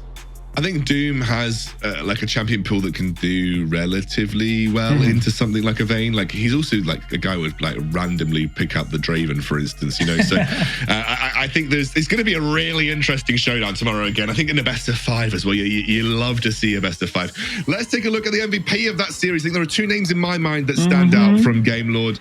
Either or could really deserve it, but I think we need to see where that MVP has landed. For me, Hest or Lonely Kid. And it's gonna be Hest. Yeah, I think for me, Stress, even if I think Lonely Kid had a really solid game 4 and game 5, I just think the momentum build of that Rakan game, the way that Hest single-handedly almost pulled his team to victory there, felt like it was the beginning of something great for Game Lord in this series. Yeah, and I think I said this on broadcast yesterday that in my estimation, in the current meta, Hest is the best support in the league, in my mind. So. Like, he's very good at engages. We have seen him play picks like Nami in that and try and use the disengage. I think he activates Game Lord in a way that allows them to win team fights very well. So I think it's a very deserved MVP in this series. It was a tough one because Game Lord looked out of sorts in the first 2 games, and I don't think that Hester was in a great position in game 1 on that Galio. I think he unfortunately was starting fights when you're behind, and that as Galio sucks, and you just get blasted and you get taken out. But I think well deserved for the rest of the series. Absolutely, and Cameline, you were here for the whole thing. It was a very, very crazy series, but it is Game Lord that actually win it at the end. Full 5 games all the way. Were you thinking this was going to be the case? I definitely wasn't expecting it after the second game, but how are you feeling from watching that from the sidelines? Well, I've been expecting the ending of the series for like 3 hours now, because game after game, I was like, this is going to be the end, right? This is going to be the end. This is going to be the end. Never, I think I've never casted a best of 5 up to the game 5. Well, casted. You, Alexandra, were the one casting. I was sitting in the sidelines watching it with some popcorn. No, I wasn't eating. But what I'm trying to say here is that it's been amazing. I'm so glad that I was here to watch it. Yeah, and Stress, you've kind of walked all the way through it as well. It bodes well for tomorrow, right? We've got one more best of 5 in the WREC, and if Game Lord are bringing that kind of game versus Ricks, I'm really hoping we get a 5-game series again, right? Yeah, I'm really hoping. Here's the bracket filled out. That's the lower bracket completed, totally done, as Game Lord will step themselves into the grand finals that we'll see when we show you the upper bracket. We've had 16 teams go all the way down to 2. Either Ricks or Game Lord will be going to Barcelona. And Ricks seemed to get the download on Game Lord yesterday. Like that game 3, Ricks performed really well. We'll see whether they have that advantage coming into the grand finals. I think that's a really interesting one that starts off tomorrow. It's been a banger week. 2 1s and 3 2s all over the place. The series going the full distance across the board here at the WREC. And that sets us up nicely for tomorrow, the final game of the regular WREC tournament, where we're going to see Ricks versus Game Lord, as Stress mentioned, for the winner takes all scenario here. Of course, we have finals later on in the year. We have the last chance qualifier that comes through as well. But for this part of the tournament, this is what counts. It is a best of 5 between Game Lord and Ricks. And with the way that both of these teams have performed this week, you can really feel the electricity building up as we head towards that series. Guys, we will see you tomorrow, the same time, at the same channel, the same place. We'll all be here ready for our final game of the WREC tournament, and we'll see you very soon.